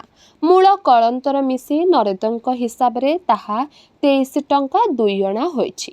ଭଜନା 20 ଟଙ୍କା ଅସୁଲ ଦେଇ ହାଡ଼ଖଣ୍ଡ ଫେରାଇ ନେବା ପାଇଁ ନରେନ୍ଦ୍ରଙ୍କ ପାଖରେ କାଲିଠାରୁ ଧାରଣା ଦେଇ ବସିଛି। 3 ଟଙ୍କା 2 ଅଣା ରିହାଇ ଦେବା ପାଖରେ କାଲିଠାରୁ ଧାରଣା ଦେଇ ବସିଛି। 3 ଟଙ୍କା 2 ଅଣା ରିହାଇ ଦେବା ନରେନ୍ଦ୍ରଙ୍କ ମୂର୍ଦ୍ଧନା ଫାଟିବା ସଙ୍ଗେ ସମାନ। ଭଜନା ବହୁ ଯୁକ୍ତିତର୍କ ନେହୁରା ନିମନ୍ତେ ପରେ ଆହୁରି 2 ଟଙ୍କା ଦେହର ବିଭିନ୍ନ ସ୍ଥାନରୁ କାଢ଼ି ମିଶାଇ ସାରିଲାଣି। ତଥାପି ଆହୁରି 18 ନ କାଢ଼ିବା ପର୍ଯ୍ୟନ୍ତ ନରେନ୍ଦ୍ର ଭଜନା ଆଡ଼େ ଦୃଷ୍ଟି ପକାନ୍ତେ କାହିଁକି? ସେଥିପାଇଁ ସେ ଅଯଥା ଭଜନୀ ସହିତ ଆଉ ବାକ୍ୟବ୍ୟୟ ନ କରି ତଳକୁ ମୁଣ୍ଡା ନୁଆଁଇ ହରିବଂଶ ପୋଥି ଉତାରୁଥିଲେ। ଭଜନାର ଧୈର୍ଯ୍ୟର ମଧ୍ୟ ଶେଷ ନାହିଁ। ସେ ନିର୍ବିକାର ଭାବରେ ବଟୁଆ କାଢ଼ି ସେଥିରୁ ଟିକିଏ ଗୁଣ୍ଡି ବାହାର କରି ସେଥିରେ ଚୂନ ଦଳି 2-3ଟା ତାଳି ଲଗାଉଥିଲେ। ତାଳି ଶବ୍ଦରେ ହରିଆ ପାଣର ଢୋଳ ଭାଙ୍ଗିଗଲା। ସେ ଭଜନା ପାଖକୁ ଉଠି ଯାଇ ପିଣ୍ଡା ତଳେ ଠିଆ ହୋଇ କହିଲା, ମଉସା, ମୋତେ ବକଟେ ସେଥିରୁ ଦବଟି, ପାଟିଟା ହ୍ୟାପ ଆମ୍ବିଳି ନାଗୁଛି। ସାଆନ୍ତକୁ ଘଟିକି ଆଇଲା ବେଳେ ନଖିବୋଉକୁ କହିଲି, ଆଲୋ ଟିକିଏ ଅମଳ ଦବୁଟିଲୋ। ଭାତ ଖାଇ ସେଥିରୁ ଟିକେ ନହେଲେ ପାଟିଟା ଆମ୍ବିଡ଼ି ନାଗେ, ଦିହଟା ଭିଡ଼ିମୋଡ଼ି ହୁଏ। ନଖିବୋଉ 10ଟା ପିଲାର ମା ହେଲାଣି। ହ୍ୟାପ ଯୋଉ ହାଙ୍ଗୁଳି କି ସେଇ ହାଙ୍ଗୁଳି। ମୁଁ ଅପୁରି ଦିନ ହାଟରୁ ଧୁଆପତ୍ର ଆଣି ଚାଳରେ ଗୁଞ୍ଜି ଦେଇଥିଲି। ଆମ ମଝିଆ ବୋଉ ସେତକ କୁଆଡ଼େ ଚାକୁଳି କରିଦେଲା। ହ୍ୟାପ ଘର କରି କ'ଣ ଖଣ୍ଡେ ଦରବ ରଖିହେବ? ଭଜନା କୁଣ୍ଠିତ ଭାବରେ ଟିପେ ଧୂଆଁପତ୍ର ଆଉ ଚୂନାମିଶା ଗୁଣ୍ଡି ହରିଆ ହାତ ପାପୁଲି ଉପରେ ରଖିଦେଲା। ହରିଆ ସେତକ ମହା ଉତ୍ସାହରେ ପାଟିରେ ପକାଇ ଖାଲି ହାତଟା ଆହୁରି ଉତ୍ସାହରେ ନାକରେ ଶୁଙ୍ଘି 2 ଥର ଛିଙ୍କି କହିଲା, ହେଇ ଦେଖିଲ ମଉସା, ଦିହଟା କେମିତି ତାଜା ହେଇଗଲା। ହ୍ୟାପ ଅମଳ ପରା। ଜାଇଁଲ ଗୋଦସ୍ତା ମୁଁ କନକପୁର ହାଟରୁ କେରାଏ ଧୂଆଁତ୍ର ଆଣିଥିଲି। ହ୍ୟାପ ଏଡ଼େ କଡ଼ା ଯେ ଛିଙ୍କି ଛିଙ୍କି ନାକ ବିନ୍ଧିଗଲା। ଭଜନା କହିଲା, ସାଆନ୍ତେ ମେତେ ଏଥର ଛୁଟି କରିଦିଅ। ମୁଁ ଆଉ 18 ଅଣା କଉଡ଼ି କାହୁଁ ପାଇବି? ଦୁଃଖୀରଙ୍କି ଲୋକ, ତମକୁ କ'ଣ ଅଛପା ଅଛି? ହରିଆ ଟିପ୍ପଣୀ କାଟି କହିଲା, ମଲା, ସାଆନ୍ତକୁ କୋଉ କଥା ଫେଣେ ଅଛପା ଅଛି? ଆମେ ସିନା ଗୋରୁ ଚରାଉଛୁ, ସାଆନ୍ତେ ମଣିଷ ଚରାଉଛନ୍ତି। ଭଜନା ମଉସା ଦଣ୍ଡିକିରେ ମାଛ, ଟିପିଦେଲେ ପ୍ରାଣ ଗଲା। ସେ ଆଉ ପଇସା ପାଇବୁ କାହୁଁ? ନରେନ୍ଦ୍ର କପାଳ ଉପରକୁ ଚଷମାଟା ଉଠାଇ କହିଲେ, ଆରେ ହରି ଭଜିନ ସିନା ଭିନେଗାର ମଣିଷ ଯେ ତାକୁ ଏବେ ମୋ କଥା ଅଛପା ଥିବ? ତୁ ତ ସବୁ ଜାଣୁ। ଯେଉଁ ବାଉସକୁ ସେଡ଼େ ପୋଲ। ବଡ଼ ପୁଅ ତ ଘରେ। ଚାଷରୁ ବା କି ରୋଜଗାର? ସିଦ ପାଇଁ ମୁଠା ମୁଠା ଟଙ୍କା ଖର୍ଚ୍ଚ କରି ପାଠ ପଢ଼ାଇଲି। ସିଏ ଗାନ୍ଧିବାଲା ହେଲା ଯେ ଅଧଲାଟାଏ ରୋଜଗାର ନାହିଁ। ଖର୍ଚ୍ଚ କୋଡ଼ି କୋଡ଼ି ଜଳନ୍ତର କଉଡ଼ିରୁ 18 ଅଣା କାଟିଲେ ମୁଁ ବଡ଼ଦାଣ୍ଡରେ ବସିବି ସିନା। ହରିଆ କହିଲା, ମଲା ସାଆନ୍ତେ, ଆମେ କ'ଣ ଦେଖୁନାହୁଁ? କହିଲାମିତି ରଜାଘର ଖରଚ। କଳନ୍ତର କଉଡ଼ି କାଟିଲେ ଚଳିବ କୋଉଠୁ? ଆମେ ଘର କହି ଦେଖୁନାହୁଁ? ଚେମା କଲିକତାକୁ ମାସକୁ ଟଙ୍କା 7ଟା ପଠାଏ ଯେ ଆମେ ସେଥିରୁ ଖାଇବାକୁ 10 ପ୍ରାଣୀ। ମୋର ଫେଣେ ଅମ୍ବୁଆ ଦିହ। ଏ ଓଳି କାମକୁ ଗଲେ ଆର ଓଳିକୁ ଜ୍ୱର ଆସେ। ସଞ୍ଜ ବୁଡ଼କୁ ପିଠି ବଥାଏ ଯେ ନଖି ବୋଉ ଚିପି ଚିପି ଥକିଯାଏ। ବଡ଼ ବୋଉ ମଝିଆଣି ତେମେ ମଲେ କି ଗଲେ ପଚାରନ୍ତି ନାହିଁ। କାଳ ହ୍ୟାପ ସେଇଆ, କହିବ କାହାକୁ? ସେଥିରେ ପୁଣି ଦାମକାଣ୍ଡିର ପାଏ ଜଳ ଜମିକୁ ମୁଁ ନ କିଣି ସାଉ ଘର କିଣିଲା ଯେ ଚେମା କହୁଛି ମୁଁ ମାସକୁ ମାସ ଟଙ୍କା ପଠାଉଛି ବା ଟଙ୍କା ଛଞ୍ଚି ଜମି ପାଇ କିଣିପାରିଲା ନାହିଁ। ସାନ୍ତେ ଯିଏ ଘର ଚଳାଏ ସିଏ ଜାଣେ, ବାଞ୍ଝ କି ଜାଣେ ବେଇବା କଥା। ଭଜନା ବିରକ୍ତ ହୋଇ କହିଲା, ଯାବେ ସେଇ ମୁହଁରେ ଉଆ, ସେଇ ମୁହଁରେ ଉଷୁନା। ସାନ୍ତେ ତମେ 20 ଟଙ୍କା ରଖିଥା, ମୁଁ ଆଣି 2 ଖଣ୍ଡ ଭଲ ଖଦି ଗାମୁଛା ଦେଇଯିବି, ସେଥିରେ ସବୁ ମଜୁରା ହୋଇଯିବ। ନରେନ୍ଦ୍ର ମହାପାତ୍ର ପୋଥି ଖେଦା ଉପରକୁ ମୁହଁ ଉଠାଇ କହିଲେ, ଆରେ ଭଜନୀ, ଗାମୁଛା 2 ଖଣ୍ଡ ନେଇ ମୁଁ କ'ଣ ବେପାର କରିବି? ଆମ ଘରେ ତ ଖଦଡ଼ ଚଳିଲାଣି। ତୁ ପଛେ ଖଣ୍ଡେ ଗାମୁଛା ଗାଉଛା ଆଉ 9 ଅଣା ପଇସା ଦେଇଯିବୁ। ନରେନ୍ଦ୍ର ଭଜନୀର ଟଙ୍କା ପଇସା ସବୁ ଅତ୍ୟନ୍ତ ସାବଧାନତାର ସହିତ ଘଷି ମାଜି ପୋଛି ଆଙ୍ଗୁଠି ଟିପରେ ବଜାଇ ତଳେ ଛେଚି ପରଖ କରି ଗଣୁଥିଲେ। ଭଜନୀ ଆହତ ଦୃଷ୍ଟିରେ ସେଆଡ଼େ ଅନାଇ ବସିଥିଲା। ସେତେବେଳକୁ ନିଧିଦାସ ପିଣ୍ଡା ଉପରକୁ ଉଠି ଆସିଥିଲେ, ମାତ୍ର ଟଙ୍କା ଗଣାରେ ବ୍ୟସ୍ତ ନାହିଁ। ନରେନ୍ଦ୍ର ମହାପାତ୍ର ତାଙ୍କୁ ଦେଖିପାରି ନଥିଲେ। ସୁବିସ୍ତୃତ ଦିଗହୀନ ସୀମାହୀନ ଗଭୀର ଚକର ବେହିସାବୀ ମୁକ୍ତି ଭିତରୁ ଆସି ଏଠି ମହାଜନୀର ବୁଢ଼ିଆଣୀ ଚାଲ ଓ ଟଙ୍କା ଅଣାସାହି ସଂକୀର୍ଣ୍ଣ ଅବରୁଦ୍ଧ ପରିବେଶ ଭିତରେ ନିଧିଦାସଙ୍କର ନିଶ୍ୱାସ ହଠାତ୍ ଯେପରି ରୁନ୍ଧି ଆସୁଥିଲା। ଆସନ୍ତାକାଲିର ସ୍ୱରାଜ୍ୟରେ କ'ଣ ଏଇମାନେ ମଧ୍ୟ ଏହିପରି ରହିବେ? ଆଚାର ସର୍ବସ୍ୱ ଚିତାକଟା ଶୁଦ୍ଧଖୋର ନରେନ୍ଦ୍ର ମହାପାତ୍ର, ଗୋମୃତ୍ୟୁ ପ୍ରାୟଶ୍ଚିତରେ ପ୍ରାଣ ପ୍ରାୟଶ୍ଚିତ କରୁଥିବା ଭଜନା ତନ୍ତୀ, ପୁଣି ମଲାଙ୍କ ପରି ବଢ଼ୁଥିବା ବେକାର ପରିଶ୍ରମ କାତରତା ହରିଆପାଣ। ଏପରି ସମାଜରେ ସ୍ୱରାଜ୍ୟ ଯେବେ ଆସିପାରେ ସେ କଳ୍ପନା ପାଇଁ ସୁଦ୍ଧା ନିଧିଦାସ ମନରେ ଯଥେଷ୍ଟ ବିଶ୍ୱାସ ଖୋଜି ପାଇ ପାରିଲେ ନାହିଁ। ଅବଧୂତାନନ୍ଦଙ୍କର କଥା ମନେ ପଡ଼ି ଯାଉଥିଲା। ସ୍ୱରାଜ୍ୟ ଆସିବ, ମାତ୍ର ଏକ ନୂଆ ସମାଜରେ। ସେ ନୂଆ ସମାଜର ରୂପରେଖ ନିଧିଦାସ ଅବଶ୍ୟ ଜାଣିନଥିଲେ, ମାତ୍ର ସେ ସମାଜ ଯେ ଏହାଠାରୁ ସମ୍ପୂର୍ଣ୍ଣ ଭିନ୍ନ ଓ ସ୍ୱତନ୍ତ୍ର ସେଥିରେ ନିଧିଦାସଙ୍କର କୌଣସି ସନ୍ଦେହ ନଥିଲା। ଟଙ୍କା ଗଣା ସରିଲା ପରେ ନରେନ୍ଦ୍ର ଟଙ୍କାତକ ଗୋଟିଏ ଗାଞ୍ଜିଆରେ ପୂରାଇ ଡେସ୍କ ଭିତରେ ରଖିଲେ। ଭଜନା ଗୋଟିଏ ସାଷ୍ଟାଙ୍ଗ ପ୍ରଣିପାତ ପକାଇ ଉଠି ଚାଲିଗଲା। ନରେନ୍ଦ୍ର ନିଧିଦାସଙ୍କ ଆଡ଼େ ଚାହିଁ କହିଲେ, ଇଏ ନିଧିବାବୁ କେତେବେଳେ? ଆରେ ଆସ ଆସ ବସ। ନରେନ୍ଦ୍ର ନିଧିଙ୍କୁ ଚିହ୍ନାଇ କହିଲେ, ଆଙ୍କୁ ଜାଣିଛୁ ନା ହରି, ଏ ଜଣେ ଗାନ୍ଧୀବାଲା ଏବେ ଜେଲୁ ମୁକୁଳି ଆସିଛନ୍ତି। ହରିଆ କଳେ ଛେପ ଫିଙ୍ଗି କହିଲା, ସାନ୍ତେ ସେଥିରେ କ'ଣ ଅଛି, କହିଛି ପେଟ ପୋଷ, ନାହିଁ ଦୋଷ। ମୋ ମାମୁଁ ସେମିତି ଗୋପାଳପୁର ଚୌଧୁରୀ ଘରେ ସିନ୍ଧି କରି 6 ମାସ ଜିଅଲ ଖଟି ଏବେ ଫେରିଲା। ନରେନ୍ଦ୍ର ବିରକ୍ତ ହୋଇ କହିଲେ, ତୋଟା ହରିଆ ଭାରି ଡବଡବା, ନ ବୁଝି ନ ସୁଝି ଖାଲି କଥା କହି ପକାଇବୁ। ଗାନ୍ଧୀବାଲା କ'ଣ ସିନ୍ଧି କାଟି ଜେଲ୍ ଯାଆନ୍ତି? ଆମ ସିଦ୍ଧପରା ଆଙ୍କ ସାଙ୍ଗରେ ଜେଲ୍ ଯାଇଥିଲା, ହେଲେ ଜେଲଖାନାରେ ସିଏ କତା ପିଟି ନାହିଁ। ହରିଆ ଅପ୍ରତିଭ ନ ହୋଇ ପୂର୍ବପରି ସମାନ ଉତ୍ସାହ ଓ ସର୍ବଜ୍ଞତାର ସହିତ କହିଲା, ମଲା ସାନ ସାଆନ୍ତଙ୍କ କଥା, ତମ କଥା। ସାନ ସାଆନ୍ତେ ଅଂରେଜୀ ପାଠ ପଢ଼ିଛନ୍ତି, ପ୍ରଭୁ ସୁଦୟା କଲେ ଦୋପଟି ହେବେ, ସିଏ କ'ଣ ଆଉ ସିନ୍ଧି କାଟି ଜିଅଲ ଯାଆନ୍ତେ? ନିଧିଦାସ ଦୀର୍ଘନିଶ୍ୱାସ ପକାଇ କହିଲେ, ସୁଧୋଧନ ଘରେ ଅଛନ୍ତି? ନରେନ୍ଦ୍ର କହିଲା, ହରିଆ ବାବୁଙ୍କୁ ନେଇଯିବୁଟି, ସିଦ୍ଧ ବଗିଚା ଘରେ ଅଛି। ନିଧିଦାସ ହରିଆ ପଛେ ପଛେ ଚାଲିଲେ। ଦାଣ୍ଡପଟ ବଗିଚା ଭିତରେ ସୁଧୋଧନ ନିଜ ଚଳାଚଳ ପାଇଁ 2 ବଖରା ପକ୍କା ଘର ତୋଳିଛନ୍ତି। 5 ପୁରୁଷି ପୁରୁଣା ଖଞ୍ଜା ଭିତରେ ସୁଧୋଧନଙ୍କୁ ବଡ଼ ଅସୁବିଧା ହୁଏ। ଘରଗୁଡ଼ାକ 7 କୋଶିଆ, ବେଶ୍ ଉଞ୍ଚ, କିନ୍ତୁ ଝରକା ନାହିଁ। ମାଟି କାନ୍ଥ, ମାଟି ଚଟାଣ ହେତୁ ମୂଷା ଛୁଚୁନ୍ଦ୍ରାଙ୍କର ପ୍ରାଦୁର୍ଭାବ ପ୍ରବଳ। ସୁଧୋଧନ ପ୍ରଥମେ ପ୍ରଥମେ ନିଜେ ରହିବା ଘରଟିକୁ ଭଦ୍ରଜନିତ କରିବା ପାଇଁ ବହୁ ପ୍ରୟାସ କରିଥିଲେ। ତଥାପି ଖଟ ତଳୁ ଗୁଡ଼ ମାଠିଆ ଘର କୋଣରେ ଧାନ ଘୁମ ଲେଖା ପଡ଼ି ଟେବୁଲ ଉପରୁ କୋଳଥ ଓଳିଆ ଦୂର କରିବା ପାଇଁ ସେ ସମ୍ପୂର୍ଣ୍ଣ ସମର୍ଥ ହୋଇପାରି ନଥିଲେ। ସୁଦର୍ଶନ ଏବେ ଯେଉଁ ବଗିଚାରେ 2 ବଖରା ପକ୍କା ଘର ତୋଳାଇଛନ୍ତି ସେ ଜାଗାଟା ଫକୀର ପରିଡ଼ାର ଢିଅ ବାଡ଼ି ଥିଲା 8 ଗୁଣ୍ଠ। ଘର ଆଗରେ ପୁଣି ଦାଣ୍ଡକୁ ଲାଗି ଫକୀର ପରିଡ଼ାର 18 ଗୁଣ୍ଠ ଢିଅ ବାଡ଼ି ନରେନ୍ଦ୍ର ମହାପାତ୍ରଙ୍କୁ ଆଦୌ ସୁଖ ଲାଗୁନଥିଲା। ଏ ଜମି ଖଣ୍ଡିକ ଉପରେ ତେଣୁ ନରେନ୍ଦ୍ର ମହାପାତ୍ରଙ୍କର ନଜର ବରାବର ଲାଗି ରହିଥିଲା। ଫକୀର ପରିଡ଼ା ମରିବା ପରେ ପରେ ଘର ଅଚଳ ହୋଇପଡ଼ିଲା। ଫକୀର ପରିଡ଼ା ପୁଅ କଳେଇ ଏକୋଇର ବଳା ବିଶିକେଶନ ପରି ଭାରି ଫୁଲାପାଙ୍ଖିଆରେ ବଢ଼ିଥିଲା। ବାପ ବଞ୍ଚିଥିବା ତକ ବିଲବାଡ଼ି ଧନ୍ଦା କ'ଣ ସେ ଜାଣିନଥିଲା। ଫକୀର ପରିଡ଼ାର ଘରଟିଏ ଆଉ 2 ମାଣ ଜଳଜମି ସମ୍ବଳ।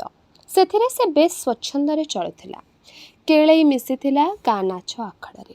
ନାଚ ପାଟିରେ ପ୍ରଥମେ ସଖୀ ପାଠରୁ ରାଣୀ ପାଠ କରିବା ପର୍ଯ୍ୟନ୍ତ ସେ ଯାଇପାରିଥିଲା। ଅଣ୍ଟାରେ ଲୁଗା ଖୁବ୍ କଷି କାଶି ଖୋସଣି ମାରି ପିନ୍ଧିବାରୁ ଅଣ୍ଟାଟି ପାତଳ, ତା ତଳେ ଗୋଟାଏ ସରୁ କୋଠ, ମୁଣ୍ଡରେ ତେଲ ଜୁଡ଼ୁବୁଡ଼ୁ ବାବୁରି ବାଳ। ନାଚ ଦଳରେ ବୁଲି ବୁଲି କେଳେଇ ଦିନଗୁଡ଼ିକ ସ୍ୱରର ଲହର ପରି ବିତି ଯାଉଥିଲା। ଫକୀର ପରିଡ଼ା ମଲା ପରେ ଚାଷ ଭାଙ୍ଗିଗଲା। ଅର୍ଜୁନପୁର ତାରତାରିଣୀ ନାଚ ସମ୍ପ୍ରଦାୟ ମଧ୍ୟ ଅଧିକାରୀ ଆଉ ଓସ୍ତାଦଙ୍କ ଝଗଡ଼ାରେ ଭାଙ୍ଗିଲା। କେଳେଇ ଘରେ ବସି ରହିଲେ ସିଏ ହୋଇ। ଘରେ ନ ପାରିଲା ବୁଢ଼ୀମା, ତା ପୁଣି ଅଫିମ ଅଭ୍ୟାସ। କେଳେଇ ଅଜ୍ଞାତା ବାହାରିଲା କଲିକତା। ପ୍ରଥମେ କେତେ ବର୍ଷ ଦୋଳ ଦଶହରାରେ କେଳେଇ ଗାଁକୁ ଆସୁଥିଲା। ମାସକୁ ମାସ ଘରକୁ ଟଙ୍କା ପଠାଉଥିଲା। କିନ୍ତୁ କଲିକତାରେ କେତେ ବର୍ଷ ରହିବା ପରେ କେଳେଇଙ୍କର ସେ ପୂର୍ବ ଚେହେରା ଆଉ ମନ ରହିନଥିଲା। ମୁଣ୍ଡବାଳ କଲିକତା ଫେସନରେ କଟା, ପୌରୁଷ ଓ ଯୌବନ ପୋଷ୍ଟ ଦେହରେ ପୂର୍ବର ନାରୀସୁଲଭ ସଲଜ୍ଜତା ନଥିଲା। କଥା ଚାଲିର ଭଙ୍ଗୀ ମଧ୍ୟ ପୂରାପୂରି ବଦଳି ଯାଇଥିଲା ନାଚ ଆଖଡ଼ାରେ ସଖୀପାଠର ସ୍ମାରକ ରୂପେ। 2 କାନରେ ରହିଥିଲା ଖାଲି ହଳେ ପତନି ସୁନାର ଲବଙ୍ଗ। ବୁଢ଼ୀ ପୁଅକୁ 2 ହାତ କରିବା ପାଇଁ କେତେ ଆଡ଼ ପାତ୍ରୀ ଖୋଜୁଥିଲା। କିନ୍ତୁ ହଠାତ୍ କ'ଣ ହେଲା କେଜାଣି କେଳେଇର ଆଉ ଚିଠି ନାହିଁ କି ଟଙ୍କା ନାହିଁ। ବୁଢ଼ୀ କଂସା ନୋଟା ବିକ୍ରି କରି କେଳେଇ ଦିନ ଫେରି ଆସିବ ବୋଲି ଦମ୍ଭ ଧରି ବସିଥିଲା। ମାତ୍ର ଦିନେ ଶୁଣିଲା କେଳେଇ କଲିକତାରେ କୋଉ ହାଡ଼କଟା ଗଳିରେ ଗୋଟିଏ ଦାରି ପାଲରେ ପଡ଼ିଛି, ଆଉ ଗାଁକୁ ଫେରିବା କଥା ନୁହେଁ। ସେହିଦିନୁ ବୁଢ଼ୀ ଯେ କତରା ଧରିଲା, ଆଉ ସେଥିରୁ ଉଠିଲା ନାହିଁ।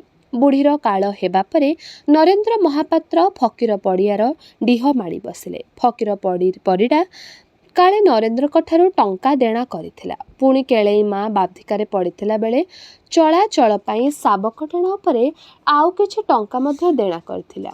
ଗାଁ ଲୋକେ କେହି ଅବଶ୍ୟ ଏ କଥାଟା ବିଶ୍ୱାସ କରିନଥିଲେ, କାରଣ ଫକୀର ପରିଡ଼ା ଲୋକଟିଏ ଭାରି ହିସାବୀ ଥିଲା। ତାଠାରୁ କେତେ ପୁଣି ଟଙ୍କା କରଜ ନେଉଥିଲେ। ତେଣୁ ନରେନ୍ଦ୍ରଙ୍କ ପାଖରୁ ଫକୀର ପରିଡ଼ା ଟଙ୍କା ଦେଣା ନେବା କଥା ସମସ୍ତଙ୍କୁ ଅସମ୍ଭବ ଲାଗିଥିଲା।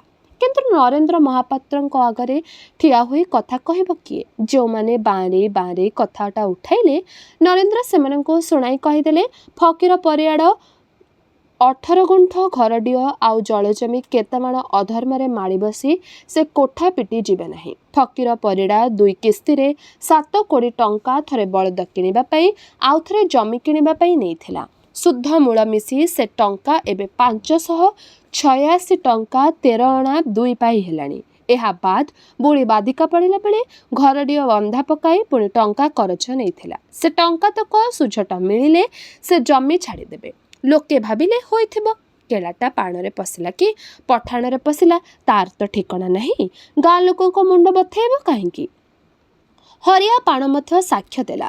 ଫକୀର ପରିଡ଼ା ଭାରିଜା ଦିନେ ସଞ୍ଜବେଳେ ଧର୍ମ ଦେବତାଙ୍କ ଆଡ଼େ ଚାହିଁ ଧୂଳି ଉଡ଼ାଇ କୁଟା ଛିଣ୍ଡାଇ ଟଙ୍କା କରଜ ନେବା ତା ନିଜ ଆଖିରେ ସିଏ ଦେଖିଛି। ମାତ୍ର ଲୋକଙ୍କ ମନରୁ ସନ୍ଦେହ ଗଲା ନାହିଁ। ଦାଣ୍ଡକୁ ଲାଗି 18 ଗୁଣ୍ଠ ଡିହ ଜମି କିଏ ସହଜରେ କାହିଁକି ଛାଡ଼ି ଦିଅନ୍ତା? ଏହାର 2 ବର୍ଷ ପରେ କେଳେଇ ଦିନେ ଗାଁକୁ ଫେରିଲା ବାବାନା ଭୂତ ପରି। ଗାଁରେ ଯେଉଁମାନେ ନରେନ୍ଦ୍ର ମହାପାତ୍ରଙ୍କ ପ୍ରଚ୍ଛନ୍ନ ବିରୋଧୀ ସେମାନେ କେଳେଇକୁ ସିଧା ନରେନ୍ଦ୍ର ପାଖକୁ ପଠାଇଲେ। ନରେନ୍ଦ୍ର ସେତେବେଳକୁ ସେ ଘରଡିହକୁ ଭାଙ୍ଗି ତାଡ଼ି ତା ଉପରେ ଖସା ଝାଟି କରିସାରିଥିଲେ। କେଳେଇ ଜମି ଫେରସ୍ତ ମାଗିବାରୁ ନରେନ୍ଦ୍ର ଫକୀର ପରିଡ଼ା ଆଉ କେଳେଇ ମାର ସ୍ମୃତିରେ ବହୁ ଲୁହ ଢାଳି କେଳେଇର ଘରଛଡ଼ା ବୁଦ୍ଧି ପାଇଁ ତାହା ପ୍ରତି ବହୁ ନିନ୍ଦା କଟୁକ୍ତି କଲେ। ବୁଢ଼ୀ ମଲା ବେଳକୁ କିପରି ପୁଅ ହୋଇ ହାହୁତାଶ ପରି ମଲା, ନରେନ୍ଦ୍ର ନଥିଲେ ବୁଢ଼ୀ କିପରି ତୁଣ୍ଡରେ ଟୋପାଏ ପାଣି ସୁଦ୍ଧା ପାଇନଥାନ୍ତା, ପୁଣି ତାହାର ଦାହକ୍ରିୟା ସୁଦ୍ଧା ହୋଇପାରିନଥାନ୍ତା, ତାହା ନରେନ୍ଦ୍ର ସବିସ୍ତାରେ ବର୍ଣ୍ଣନା କରି କଲେ। ହରିଆ ପ୍ରାଣ ପ୍ରତି କଥାରେ ନିଜ ଆଖିରେ ଦେଖା ସାକ୍ଷ୍ୟ ଦେଇ ନରେନ୍ଦ୍ରଙ୍କ କଥାକୁ ପଦେ ପଦେ ପ୍ରମାଣ କରିଗଲା। ହରିଆ କହିଲା, ବୁଝିଲ ପଇଡ଼ା ପୁଅ, ଏବେ ତ ଗାଁ ଲୋକେ ଏତେ ବୁଦ୍ଧି ଦଉଛନ୍ତି, ସେତେବେଳେ ଭଲା କେହି ବୁଢ଼ୀ ଦୁଆରେ ମାଡ଼ୁଥିଲା? ନରେନ୍ଦ୍ର କପାଳ ଉପରୁ ଚଷମା ନାକ ତଳକୁ ଟାଣି ଆଣି କହିଲେ, ଛାଡ଼, ସଂସାର ତ ଏଇଆ, ଯିବା ଆସିବାର ଲୀଳା, ସବୁ ବାଳଗୋପାଳଙ୍କ ଖେଳ। ହେଉ, କେଳେଇ କ'ଣ ଏବେ ତାଙ୍କ ପୁଅ ନୁହେଁ? ପିଲାଟା ସିନା ବାୟବାତୁଳ ବୁଦ୍ଧିରେ ପାଣକି ପଠାଣ ଘରେ ଯାଇ ପଶି ଯାଇଥିଲା, ତା ବୋଲି କ'ଣ ଅକୁଳରେ ଭାସିଯିବ? ଗାଁ ମୁଣ୍ଡରେ ବାବୁରି ପଡ଼ିଆ ପାଖକୁ ଯେଉଁ 4 ଗୁଣ୍ଠ ଜାଗା ପଡ଼ିଛି, କେଳେଇ ସେଠି ଯାଇ ଏବେ ଘର ତୋଳୁ, କିନ୍ତୁ ତା ଆଗରୁ ପ୍ରାୟଶ୍ଚିତ ନ ହେଲେ ଗାଁରେ ଥାନ ଦେବ କିଏ? କେଳେଇ ସେହିଦିନୁ ଅର୍ଜୁନପୁର ଗାଁ ଛାଡ଼ିଲା। କେତେଦିନ ଆଖପାଖ ଗାଁମାନଙ୍କରେ ବାବନା ଭୂତ ପରି ଘୁରି ବୁଲିଲା। ତାପରେ ହଠାତ୍ କେଉଁଆଡ଼େ ଦିନେ ନିଖୋଜ ହୋଇଗଲା, ତାହା କେହି ଜାଣିପାରିଲେ ନାହିଁ। ସୁଧୋଧନ କଳେଇର ସେହି ଢିଅ ଉପରେ ନିଜ ଚଳାଚଳ ପାଇଁ 2 ବଖରା ପକ୍କା ଘର ତୋଳିଥିଲେ।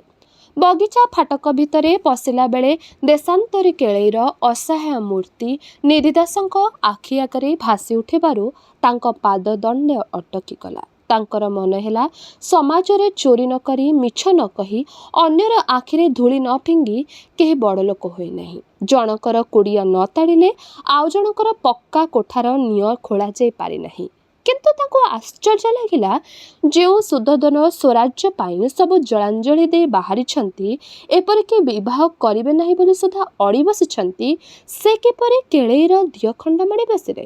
କିନ୍ତୁ ଆଜି କେଳେଇ ପରି ସେ ଲକ୍ଷ ଲକ୍ଷ ଦେଶାନ୍ତରୀ ଶୋଷିତ, ଲୁଣ୍ଠିତ, ଯେଉଁମାନେ ଭିଟାମାଟିରୁ ଉଚ୍ଛନ୍ନ ହୋଇ ବାବନାଭୂତ ପରି ଘୁରି ବୁଲୁଛନ୍ତି, ସେମାନେ ଆସନ୍ତାକାଲି ସ୍ୱରାଜ୍ୟ ଆସିବା ପରେ ପୁଣି ନିଜ ନିଜର ଭଙ୍ଗା ଢିଅକୁ ଫେରି ଆସିବେ। ପୁଣି ସେମାନଙ୍କର ଜୀବନ ଓ ସଂସାର ଉଜ୍ଜଳ ହୋଇ ହସି ଉଠିବ। ସେଇ ତ ସ୍ୱରାଜ୍ୟ। ନିଧିଦାସଙ୍କ ମନ ସେ ଭାବନାରେ ହାଲୁକା ହୋଇଗଲା।